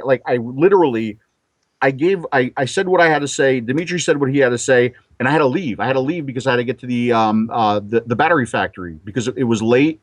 They kept the place open for us. They actually turned the whole place on for us. That's amazing. Yeah, it was really cool. And Brian, because as I'm walking out, like 50 people walked out following me. They wanted to show me their devices. They wanted to, make a contact with me because all the Chinese companies, they want those contacts. They wanted to shake my hand, take a photo, whatever. And I felt horrible because I had to leave. And I hate doing that. Like even like at the end of an event, when I have to catch a flight, it'll be like you'll be walking out and somebody will want to talk to you. And when it gets to that point where like I have to walk away from somebody, that drives me crazy. Like I'll think about that for days when I have to do that. So I apologize to them, and I literally Brian grabbed me and he's like, "Come on, we gotta go. We absolutely have to go." So I left. But yeah, it was just like nonstop. That was this last trip. So we were a little bit more focused. Hopefully, maybe the next time we go, we'll have a little bit of time because now I kind of want to see a little bit more China. I want to see not just the factory areas, but I want to see some of like the beauty that is China because it's there, and it would be nice to share that with you folks. That would be killer. Yeah. I would love that. Yeah. And I think people think that doing these trips for you, they're not just all rainbows and unicorn poop, right? I mean, it's a pain in the ass. So I got a comment on YouTube the other day, and the comment was, "Wow, Phil, you take a lot of vacations or you take a lot of holidays." From somebody from across the pond, and I'm like, I said, holidays. You should try it sometime because yeah, it looks cool, it looks fun, and believe me, don't get me wrong, I'm very appreciative for all of the opportunities that vaping has given me because there's no way that I would be able to see the world like I am right now if I was just still maybe DJ Miami, right? There's no way. So I am extremely appreciative for all the perks and the opportunities. Okay, don't ever forget that, but it's not always a holiday, okay? First of all, flying sucks, okay? The whole concept to Asia. of the airport and you putting yourself in a giant metal tube with 300 people that you have no idea and not having control over that metal tube, not a fan. There's been many a time where I'm running across an airport trying to catch a connection, or you miss a connection, or your flight is canceled or delayed. Flying sucks. Okay, so this big glamorous thing is actually car, airport, cab, hotel, convention, and then you do everything in reverse. Okay, So you're probably inhaling some of the worst chemicals known to man, and all those carpets and upholstery and foam. So it's believe me, it's not all fun and games. There's actually. It feels like work sometimes, but luckily I'm still passionate about it. But like even when we went to Paris, and I told you this story before I came on the air. Paris was literally, we tried to sleep in the plane as much because my wife came with me to that one. We tried to sleep in the plane as much as we possibly could. So we got off the plane, got a cab, went to the hotel, checked in, got out of the hotel. We went on one of those double-decker buses. We saw, oh, that's nice. That's cool. That's really nice. We got off at the Eiffel Tower. We took a couple photos. We went back to the hotel and to the event. Okay, so that was Paris for me. Zut alors. Yeah. So yeah, You're done. am I super jazzed and thrilled that I got to see it? Hell yeah, hell yeah. But it's not all fun and games. And it takes away. I mean, it takes away from the reviews. It takes away from my family time. It takes away from my personal time. So it's not as fun and glamorous as you might think. It's work. Yeah, one of the things I mentioned to the people here on the channel quite a bit actually is that they would be surprised how much work goes into this hobby that I do for free and that you do for free. And we're not all just raking in. You're probably making some money on YouTube, and I'll never ask you, but you're probably not just raking in huge amounts of money. That's not how it works, guys. We do this because it's 10 times more hours put in than you think it is. To make life changing or sustainable money on YouTube, you have to be a gamer with like 10 million subscribers, right? Or be one of those movie reviewers, like Chris Stuckman, who's awesome. He gets 1.5 million views per episode or per thing. That's great, and he deserves it. But my subscriber count does not allow me to do anything. But it's nice pocket money. But I certainly can't live off of it. Yeah, it's not airfare to China, guys. Yeah, I know one of the other questions come up from my friend Aid that's actually traveling to Vape Jam with me. I already know what the answer is. Will you be doing photos? I know you will, because you don't say no to anybody, and obviously if you've got the time you will stand there and talk as well. I will stand there. I will stand there. People say a couple things when they meet me. They're like, I feel like I know you, right? Because I've been watching you for so long. Yeah. But you do, though. You do know me, because there's no difference in between the guy in the video and the guy you'll meet in real life. There's absolutely no difference. I mean, what you see is what you get with me. And as far as taking your photo, absolutely. A couple funny things happened at this last event and at a vape shop that I was at. So I'm at the event, and there's a guy in the corner, and he's like got his camera out, and he's like taking a picture of me from across the room, and I'm like, would you come over here? Yeah. That's nice, Phil. And then this was a funny one. So I'm sitting at a vape shop in Rochester. It's actually called the Vape Shop, and they got like a juice bar. And I'm sitting at the juice bar, and I'm talking with the guy across the counter, and I hear this conversation that's happening about 5 or 6 stools away from me. So the guy sitting on the stool is looking at the guy behind the counter. He's like, "That looks like P. Busardo." He goes, "That looks like, I think that's Busardo, right?" Phil. Yeah. Now the guy behind the counter, he knows it's me, right? And Yeah. he looks and he goes, "That really does look like Phil Busardo, doesn't it?" So, and the guy's like, "Yeah." He said that. Yeah. But the guy said, "Yeah, that's Phil. He comes in here every now and then." So I see the guy aim, like he's facing this way on the counter. He takes out his cell phone, and he's doing one. Ooh, surreptitiously taking your photograph. So I'm like, I looked at him. I'm like, "Dude, would you come over here and take a picture with me? Seriously?" One thing that you said before, you said we have a lot of fans for the show, right? Yeah. I hate the word fans, right? And I will tell you, too, actually. when anybody ever comes up to me and they say, "Hey, Phil, big fan," I will stop them instantly, and I will tell them, I said, "Who the hell am I to have fans?" I said, "I would much rather you be a friend than a fan." Okay, because that's just the way I am. That's why I hate the whole vape fame thing. I hate the whole, vape royalty bullshit. There's no such thing. There's nothing special about me. I just happen to have a wild, incredibly passionate feeling about what it is that I'm doing. I'm passionate about getting people off cigarettes, and there's nothing special. There's just what you see is what you get, So don't call me vape fame or vape royalty. Don't call yourself a fan. Just let's hang out and have a vape together. I agree. I find that incredibly uncomfortable and weird. It drives me crazy. Oh, I'm so glad you feel that way. Yeah, it was really weird for me, at the beginning, because I mean, why the fuck would anybody want to take their picture with me? Look at this ugly. I mean, come on. But you go to an event and then you see like a line of people that want to shake your hand and want to take their picture with you and want to thank you for what you do. And it's incredibly weird. It's incredibly overwhelming. But for me, it's also incredibly humbling, right? I'm so appreciative and so jazzed that people like what I'm doing. Yeah, Nice. I've got one question left, which I'm going to leave to the end. Just wanted to go back to vape Jam again. have you been told, or what's your plan for Vape Jam? I know you and Dimitri and Grim Green are doing a little speaking, but are you just going to be then walking around for the whole event, or have you got other stuff that you're doing? Well, I always get pulled in about 30 different directions when I go to the events, especially the overseas events, like who wants to do an interview, who wants to do whatever. But yeah, for the most part, that's what I do. I just walk around. Like you'll never see me, unless something happens here, but you'll never see me like at a table signing autographs, right? No, no, that's not me. Like Will Wheaton. I just walk around just like everybody else. And if you see me, grab me, talk to me, take a picture, whatever you want to do. Just regular dude. But give him permission to go too, because everybody wants a picture.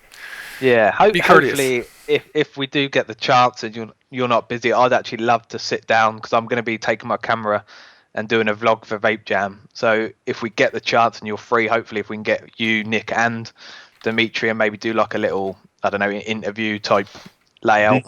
Did you say me, Nick, and Dimitri? Yeah. Yeah, Dimitri's going to devalue that video, so you might me and Nick might be good. Yeah, but absolutely, yeah. Just pull me aside. I'll make the time. That's fantastic. That's so cool. We did have one more question from the audience while we were talking here, and somebody asked just a little bit more. Do I want to know a little bit more about your engineering background? I believe you said you're a mechanical engineer, and how that informs your stuff. The program at RIT was called Computer Engineering Technology. Okay, so it was kind of one half hardware, one half software.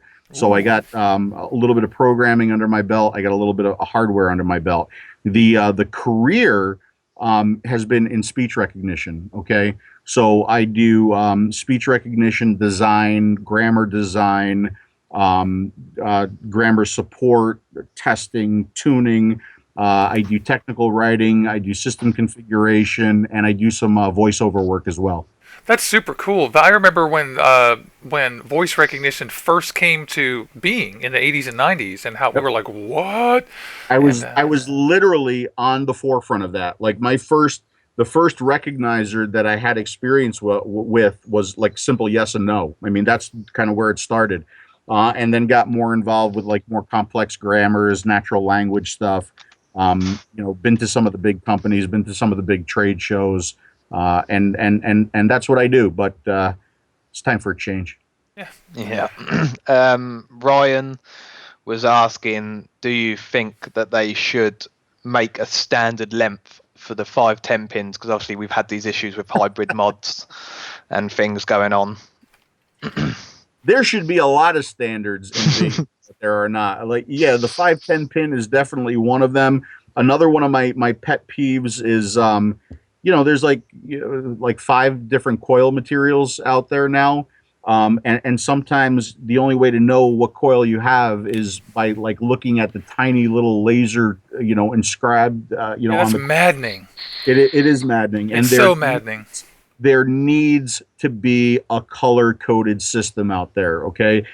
All of the O-rings, all of the packaging, all of the boxing, everything needs to be color-coded. And, I had some suggestions on the colors to the Chinese companies, but to be honest with you, I don't give a fuck what the colors are. Just make some kind of a standard. Yeah, right? do something that isn't going to be a victim of red-green color blindness too, by the way.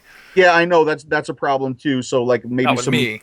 Yeah, but that's definitely an issue too. But it needs to be better. And because like vaping when it first started, it was somewhat intuitive, right? You filled your shit up, you push the button, and it worked. But now it's almost like you need to go to like vaping university before you start vaping, because it's we've really managed to make it as complicated as we possibly could. I mean, you think about it. Canthal, nichrome, nickel, titanium, stainless steel, different versions of stainless steel, TCR values. Are you kidding me? Yeah, it's true. Yeah, so eScribe.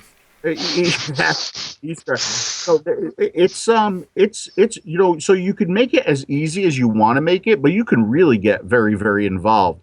But the problem is, like, some of the very, very involved and some of the coolest tech that we have out there is in a form right now that's inaccessible to maybe like the average vapor, or I always call it like my mother, right? Right. I would never be able to give my mother a DNA 200 device with eScribe and say, make this work and do temperature control with it. Make it work. Yeah, it'll never happen, right? So we need the new technology, we need the innovation, but we also need it in a form that we can give to anybody and have them be successful with it, right? I agree. And temperature control is one of the worst examples of that because it's so temperature guessing, it's so flaky at times. It doesn't always work. It's complicated. You got to know these TCR values. You got to know the materials that you're working with. So I mean, like that's like the perfect example where we have a good technology. It works for the most part, but it's nothing that we can give to, my mother. I would give a little bit of a tip of the hat to Joytech for the EVIC firmware and their own coils. Where it's obviously we could criticize them for coming up with new coils and all that stuff, but the Cubis tank and those coils that go in there and the way they work with the EVIC is really good. I don't know of any other mod that has a context-sensitive display that if you tell it what coil's on there, which they're packaged, they still have this hard-to-read problem, that Yep. it has a display that knows what that coil is supposed to vape at and puts a bar on there. There's no number. There's like a little number, but you don't need to know it. Yeah, I mean, Yeah. Joytech's done a lot of stuff that's impressed me. Right down to like, okay, so the AIO, right? You can turn this all day long and it doesn't open, right? You have to push it down and you got to turn. So it's a child Really? safe feature built into it. It has a little Right. cam type thing on there or whatever, or a retainer. It's a Cubis built into the device, pretty much. It's a tiny Cubis built into the device. Oh my God, you Right. know that I'm a big Cubis fan, actually. Yep. And that's what it uses. It uses the 0.6 ohm Cubis coil, right? Killer. And to tighten it, you got to push it down and tighten it. So they've built a child safety device into the cap, and I think that's brilliant. Yeah, Simple, that is brilliant. simple, but brilliant. And the Cubis is already a smart design because it just can't leak. I mean, good luck. Make it leak. You can That's- overfill it. Right. You can overfill it, you can make it gurgle, but you can't make it leak, right? And Yeah. this is the same exact design, only incorporated into the device. I think it's brilliant. I'm getting one of those. I'm trying to get one of these companies to donate a bunch of these things for us to give to smokers. That's what I've been working on Anakin a little bit. I'm going to work on the Joytech 2. I don't care who does it, but I just believe in quitting smoking, and these Yeah. devices are amazing for that. Anakin is a very good company for that. They do a lot out there for smokers. They do a lot of giveaways. They do a lot of things like what you're talking about. It's so important, man. Specifically for smokers. And that's one of the problems that we have with the community and with the industry and with the devices and products that are coming out. Most of the devices and products that are coming out are for vapors, Yeah. right? So it's like this continuous loop back thing that we've got going on. But the problem is like we're continuing to market to like this little tiny tip of the iceberg, right? But like the meat where we got to go is underneath the water because that's where the big customer base is. Yeah, people But- caught smoking now. People Right. just vaping. Right. But see, it's more difficult to market to the smoker. It's more difficult to get that segment, right? It's easy to market to the vapor. They do it through the YouTube reviewers. They do it through the forums. They do it through the Facebook. But to get to the smoker is a bigger challenge. But we need to get to the smoker, number one, because we need to save lives, right? And number two, we need our businesses to grow. Right. And the only way our businesses are going to grow is if we stop thinking about continually marketing to the vapor and we get these products in the hands of the smokers. Right. Yep. I completely agree. We're not ignoring them, but I think a lot of the vapors out there have a disproportionate idea of how many people are still smoking and how many people vape. Not that many people vape, and only about 15% of all smokers have ever vaped. Yeah. And so there's a lot of people out there who still could die. We need to help them. Absolutely. Not only is it disproportionate about like the number of vapors compared to the number of smokers, but also a little bit skewed on the way people are vaping, right? Because if you look at vaping today, if you look at the publications, if you look at the vaping events, if you look at the social media, and if you look at everything, it's going to look like one style of person, one style of people, and they're all vaping the same way, right? But people need to understand, and we don't see enough of this. And this is, I just said this somewhere. I think it was on a post on Taste Your Juice.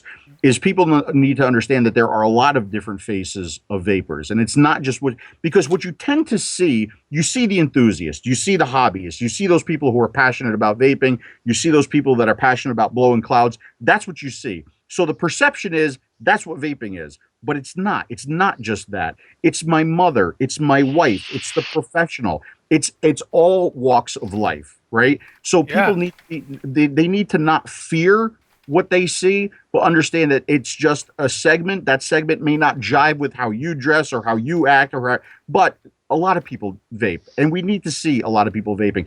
One of the coolest things that I saw was I was at a shop in Florida. Okay, a lot of older folks. They retired down to Florida, and the vape shop door opens, and this little old lady with her walker comes kind of walking into the. She goes up to the counter. She buys her e-liquid. She buys her coil. She turns her walker around, and she leaves the shop. I'm thinking to myself, that needs to be on the cover of a fucking vape magazine. I agree, and it needs to be on the AARP digest and everything else. I Absolutely. mean, why not, man? I know that sounds funny, but yeah, right? Yeah, people need to see that side of vaping. It's very, very important that they need to understand that there are a lot of different people, a lot of different walks of life, a lot of different styles, but we all have that thing in common. We don't smoke anymore. We vape now, That's right? right. Yep. That's right, baby. Exactly. And I really, somebody in the chat here, James said that he's trying to get his mom off smoking for 35 years, and that's our official advice here on OVHQ is to get him either one of those Joytech IOs or an Inikin T18 and some 18 mig juice, and ask her what her favorite dessert flavor is, and start with that, Mm-hmm. Yeah. and get her some some strawberry, whatever. like what we talked about at the beginning of the show, it's really hard to get somebody. It's hard to force anybody to vape. They have to want to do it. It's true. The biggest challenge in my life was my wife. Right, really kind of a strong-willed kind of person. Right, so it's like you go here, honey, try this. Right, and she pushes back 10 times harder than what I tried to do. So it was just a matter of her coming to the realization that this is a better way to get my nicotine. Okay. And you would believe me, she has access to a lot of different devices, as you could imagine, right? I'm sure. Yeah. It was a matter of getting that right device in her hand, getting that pretty color in her hand, getting her to find that flavor that she liked. And once everything clicked and she was satisfied, God bless her, 2 years now, no cigarettes. Oh, excellent. That's great. How Yeah. did just a question on that? I don't know if you want to answer it, but how did it work with, obviously you were vaping before she was. How did it work with you vaping and her smoking, obviously living in the same house? Oh no, I moved her into the garage when she was still smoking. Haha. No, Lady, you stink. it was it wasn't as big a challenge as you would think because I was being totally satisfied by vaping, right? I got my throat hit, I got my nicotine, I got my whole, the oral fixation, whatever you want to call it. So it wasn't really that bad. The problem was, like, within a month or two, I could smell a smoker from a mile away, right?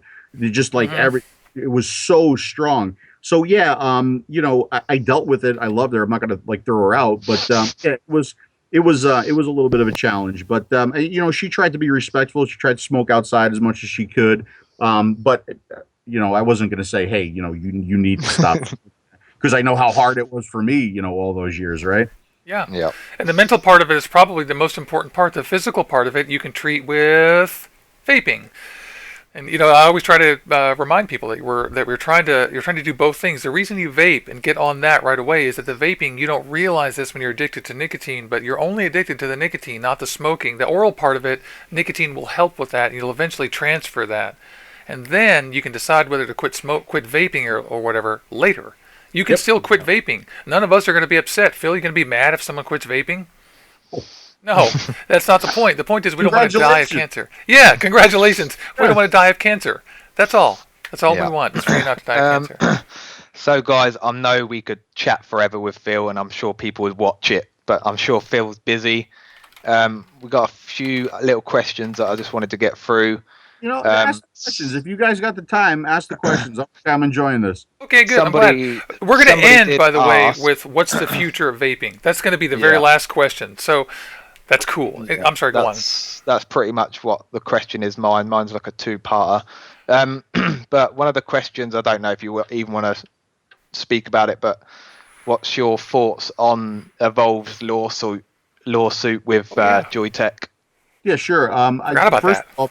a lot of people they think that I don't know about the lawsuit, but I actually found out about the lawsuit. I think pretty much the day that it was published. Um, so like my feelings are mixed, right? My feelings are mixed. From a look, Evolve, love them or hate them, have changed the face of vaping twice now, in my opinion. Number Yeah. one, wattage. Okay. If it wasn't for the Darwin and Evolve, we would probably still be looking at things in voltage. Maybe not, maybe, who knows. Number two, temperature control, right? They were the first ones to have it out. They made it work to the best of the technology's ability, but they truly have changed vaping twice now. Their interface, the way they do things, has been copied so many times. There was this one device that I was given at a show. I don't remember the show, don't remember the device, but he's like, it was from a Chinese company. He's like, here, start it up. And I started it up and I saw the Chinese logo and I'm like, or the company's logo. And I'm like, oh, that looks good. The device felt good in the hand. And then the screen came up. They duplicated the DNA 200 interface pixel for pixel. Really? Right? And it's like I look at this and I'm like, why? Why? You got a good device. You got potentially a good board in here. The device looks nice. Why do you have to duplicate what they've done? Why can't you be innovative? Why can't you have your own look? Change the fucking font at least. I mean, it was just a duplicate of the DNA board. So I mean, how many times does Evolve have to see this happen over and over and over again before they try to flex one of their patents? Okay, they try to test one of their patents, and I truly believe, and believe me, I've gone to Brandon when I found out about this, and I tried to get a little bit more information. And Brandon is tight-lipped on new products that they have coming out. Brandon is very tight-lipped on this because simply the attorneys have told him don't talk about it. Right? Yeah. He can't talk about it. Right? So I know nothing about like what, but I really think that the RX 200 was the straw that broke the camel's back, in my opinion. Okay, because you're putting you're allow you're I don't know what the word is, but you're allowing them to use the DNA 200 board. You have an agreement in place, 200 board, and you have this form factor, and it's at like this X price. But then you make the same thing, you put your own board in it, and it's like so much cheaper. Yeah. Right. Yeah. And I think that's the real rub. I think that was the rub. I think that was the thing. And again, no proof of that. That's just my feelings on it. So, I mean, I think you're probably right because before there wasn't an identical object that was the same that Yeah. had two different chips in it, except for the whiteout or whatever, and the whiteout didn't have anything bad in it or anything low end. And Right. I'm sure Evolve was like, okay, that's it. Right. Yeah. So, like I said, I have a feeling that was the straw that broke the camel's back. So, part of me says, yeah, you know what, Evolve, you're right. You've gotten, you copied so many times. Your interface has been copied so many times. How you do things has been copied so many times. How long are you going to live with that until you actually try to fight it? So that's one side. The other side is like, well, shit, if they win, right? What does that mean for vaping as we know it today? Yeah. Well, more importantly, what does that mean for the price of the products as we know them today, right? Because you have the potential of prices going up. Because I really don't think that Evolve wants to shut anybody down. I just think that they want their taste, right? I think they want what they feel they have coming to them if you're going to copy them, right? So Right. I mean, I think what their argument basically comes down to is that Evolve went to the people at Joytech. Joytech didn't want to license that board, but they wanted to make their own competing one, and instead they bundled this thing where you could buy the identical thing in the Joytech one or the Evolve one. The Evolve one is 3 times more expensive, or 4 times more expensive. And so, yeah, I'm sure Evolve would prefer they had just licensed it and done Yeah. their thing Yeah. cheaper. They probably would have been fine with it. And how much would it have really raised the price of the object? $1? Yeah, Right. and I know, I know also because it's been mentioned in the chat, and I see it the other day. Badass Vaper on his blog, you can actually change the font on the RX. There's, I think there's about 5 different files that you can actually download now that actually changes the style of the font on the RX, which is cool for people that want to do that little bit that you can do on the DNA 200 chip. Right. So So, yeah, yeah. it's kind of something that I've been expecting, whether it be from Evolve or from another company. But it'll be interesting to see how it plays out. That's for sure. I agree, because we don't know what the private conversations were between these people in private or whatever. We don't know what they signed. We don't know anything until this gets into court. And so we have to Yeah. eat popcorn, right? Yeah. And just watch. It's almost like like if Donald Trump gets into the office, it will be the world's most interesting 4-year reality show. Yeah, popcorn. Yeah, exactly. Yeah. I think we're in orbit. That's what I think. It's like at least we're in orbit here. Can't physically get to me. So that Luke has to go to work here pretty soon, within a few minutes, and we've had a great time here. I just want to remind you guys, thank you so much. If you like this video, don't forget to click on the like button down there, and subscribe to Luke's channel, and subscribe to this channel. And if you want to, you can subscribe to Phil. He's okay. Yeah, if you aren't already. I would have a hard time believing very many people will see this who don't already subscribe or have decided not to on their own. So great. And so we want to thank Phil. We're going to keep asking a few more questions, but I just always want to make a little plug, and thanks to everybody in chat too. Somebody asked a real quick question, which I actually wonder too: is Provari gonna make a temperature control device? I honestly don't think so, and here's why. Okay, Provari is they're very. Do you want to call it adult oriented? Do you want to call it adult targeted? I'm not sure. But they want a simple and foolproof device, right? So until, and I've said this before, until you can sit a temperature control atomizer, whatever material, whatever, and you could put it on their device and you could push a button and the device looks up and it says, okay, I know what kind of material that is. I know what kind of build that is. I know how I have to adjust myself. Okay, I am now adjusted and you can now use me in temperature control. Until we get to that day, I personally don't think they will put out a temperature control device because they want to be able to put this device in my mother's hand and allow her to use it without issue. So now, I don't know if I'm right or wrong, but that's kind of how I feel about that company, right? That company, again, love them or hate them, because when I put out the review of the Radius, everybody said, oh, 40 watts, $200. I get that it's a more expensive piece, but it's also it's a high end, not a high end piece, but it's a quality piece. The Provari is like I still have all my 2.5s, every single one of them work, right? So it's kind of a device that you buy for life, or you don't change devices a whole lot. You get outstanding support with them, at least from what I've seen. And they want to keep it all an American-made product. Okay, I don't know how. I know most of it is made here. I'm sure some parts come from China, right? But in making something completely American-made and American-supported, that there's a price involved. There's a cost involved in doing something like that, right? So that's another reason why I'm sure the price is a little bit higher. But that's just one of those companies. They're so concerned with safety. I mean, probably to the point where it's hurting them a little bit, right? But when I talk to them, I always hear the same thing. We want to be able to sleep with ourselves at night.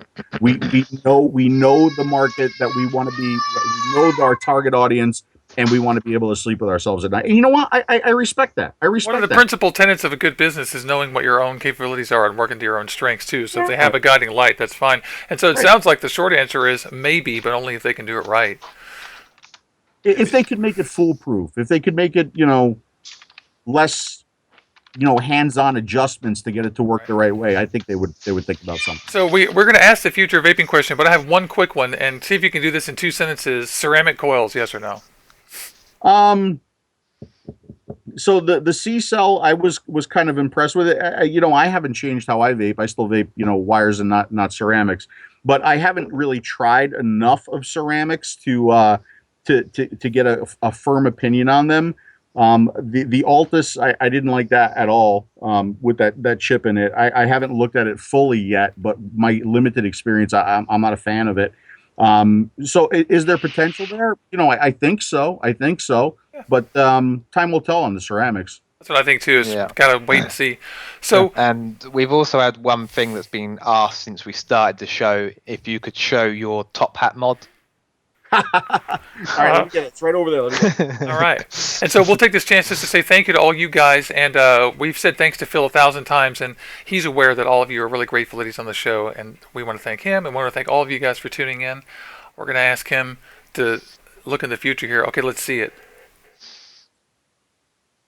Ooh. Isn't that nice? That is nice. Now, that's made of Martian rock and solid gold, right? Yes, absolutely. Yeah. Yeah. Martian rock. Go this way. I'm guessing that Martian doesn't. rock. I'm guessing that doesn't go out the house. It really, I'll be honest with you. I haven't even vaped it yet. I just love everything about this piece. I love the look of it. I don't have a whole lot of high end pieces, but this is like my high end piece right now. Are you going to take a little piece of silicone and put it over the 510 and then cut a swatch so you don't have to scratch the top when you put tanks on? Is that part of your plan? Like dipping it in plastic or something. Yeah. No, Yeah, I know. But I look at nice mods. I'm like, I literally don't want to take it out of the house until like I have like a nice like padded holster or something, that I can take it in and out of. Yeah, my review devices, I beat the shit out of them, and I really do that for you guys, right? And for me to see how they hold up. But like that, no beating the shit out of that one though. Yeah, and I'm a dropper. I'm an oops. That's me. I've dropped my moonshot several times, and it survived. This has been dropped so many times I can't even count. I'm klutzy. And devices you can't drop. That's why I hate the Decimus. It'll take one drop, whole life. Okay.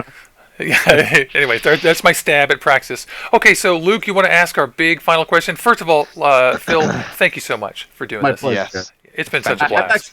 I've enjoyed the hell out of this. We said 1 hour. We've gone for 2 now.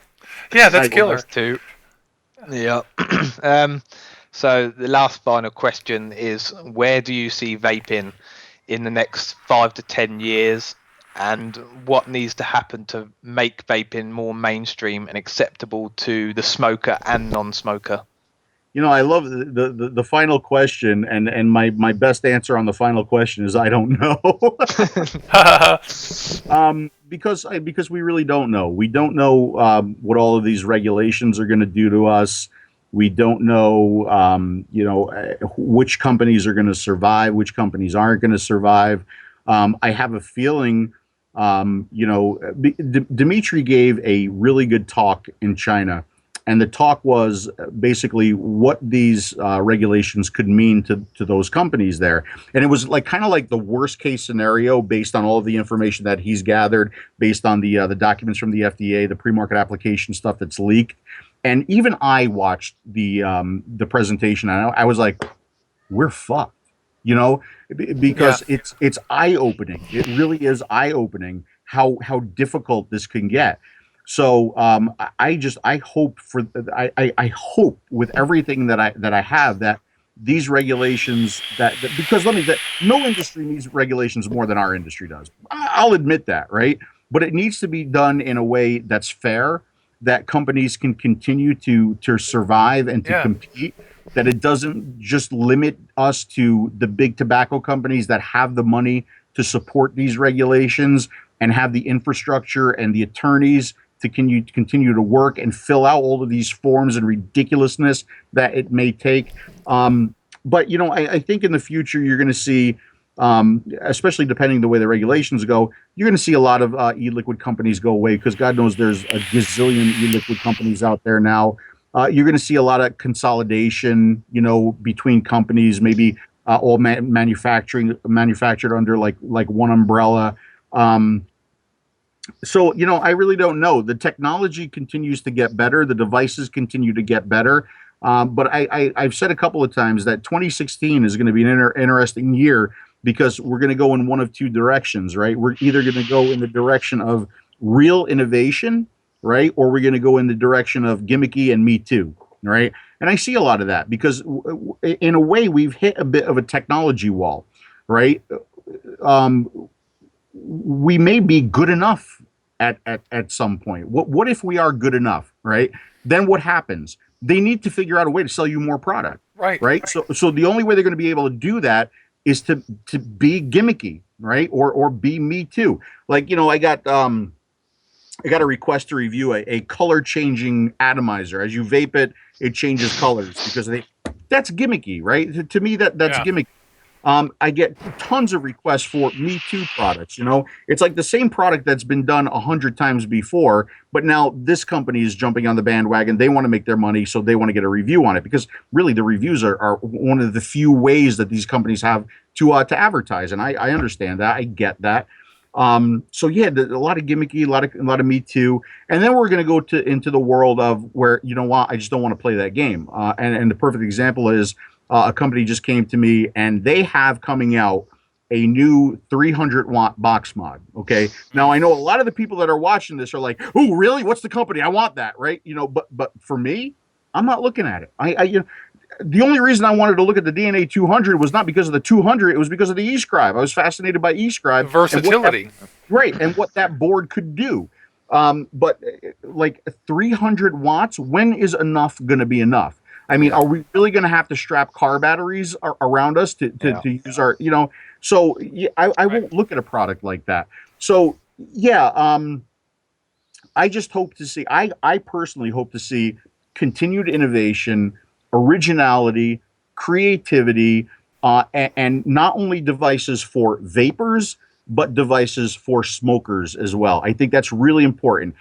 We need to continue to have both of those devices, and we need to continue to think about the smoker. All right. So I don't know if I answered the question exactly. Oh, well, the question was so focused and easy to answer. Just kidding. It was just a broad, huge question. But I completely agree with you. Let me ask you a real specific question. What do you think about? I have two personal questions. I'm just interested in your opinion about the future, and that is, what about the future of connectors, say the 510, and the future of batteries in general? Batteries are very important. I've been screaming for a long time. The vaping community needs a box. They need a charger that they could put their battery on the charger. They could push test, and that charger will tell you one, the milliamp hour rating of the battery, Right? two, the continuous amp discharge, three, the pulse ratings. Okay. Yeah, just I a reality checkbox. Right, exactly right. Okay, but unfortunately, that takes like big equipment to do that, and it's a little bit more complex. Milliamp hours easy, right? But amperage ratings very difficult. Requires some fairly Uh, unsafe types of testing.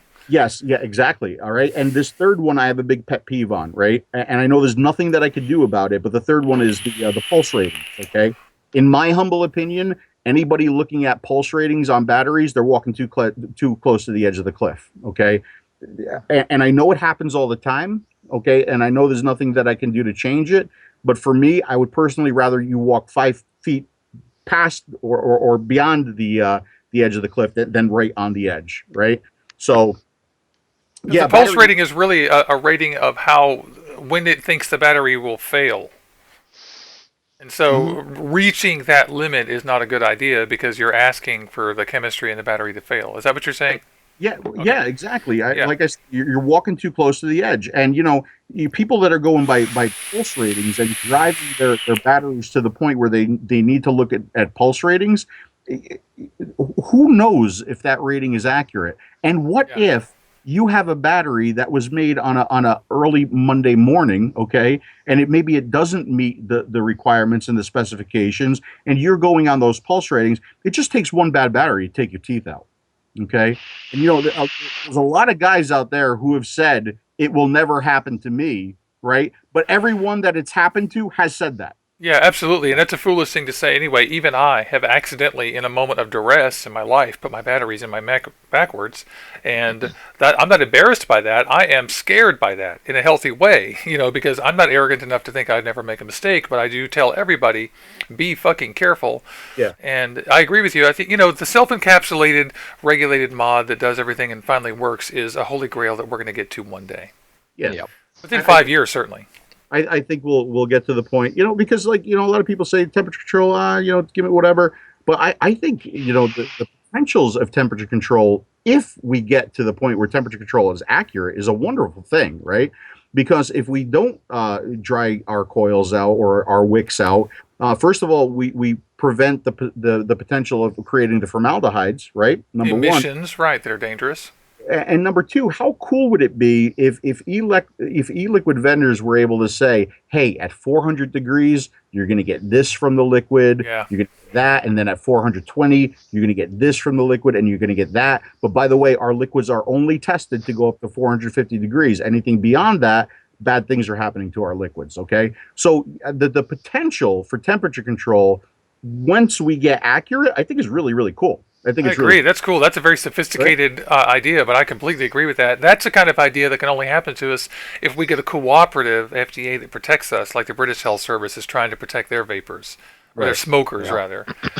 But I mean, even me with temperature control, man, there's days where I think everything's perfect, and I put it up to my mouth, and I get like a face full of liquid hot magma, and like, Yeah. what the f- did I do wrong? You know? So yeah, it's not an idiot-proof technology at this point. No way.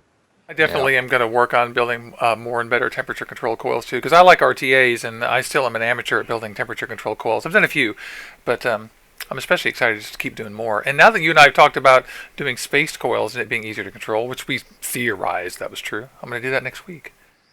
Okay, well, it's 10 o'clock. Luke has to go to work, and that's how we are. We're real people around here. This has been Vaping Dawn to Dusk. I'm Juicy Jones. That's Polish Vapes UK, and that's Phil Busardo. And we want to say thanks. I want to thanks to Phil. Thank you. Thanks very much for having me on. Like I said, the time flew, man. I really enjoyed that. Yeah, it's been a blast. And we asked a billion questions, and so if you guys are interested, go back through the replay, and then we'll keep this up there forever, obviously. But we love everybody in chat. Make sure you subscribe.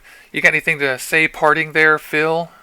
No. Again, thanks for having me on the show. I really enjoy going to these events, meeting with you guys, talking to vapors. And let's see, this is you said what, 25th show? 25th show. Yep. Okay, so you've been on the air for how long now? 6 months. All right. Have me back on your 1 year episode, okay? Yeah, that's July. October. I forget. I will. That'd be great. That'd be really fun. Yep. Okay. Well, All right, guys. we love all you guys. We're going to vape out. I'm going to find the little button that tells it to stop broadcasting, which always takes me a few minutes here. And thanks a lot. Let's go. Thank you, guys. I think I was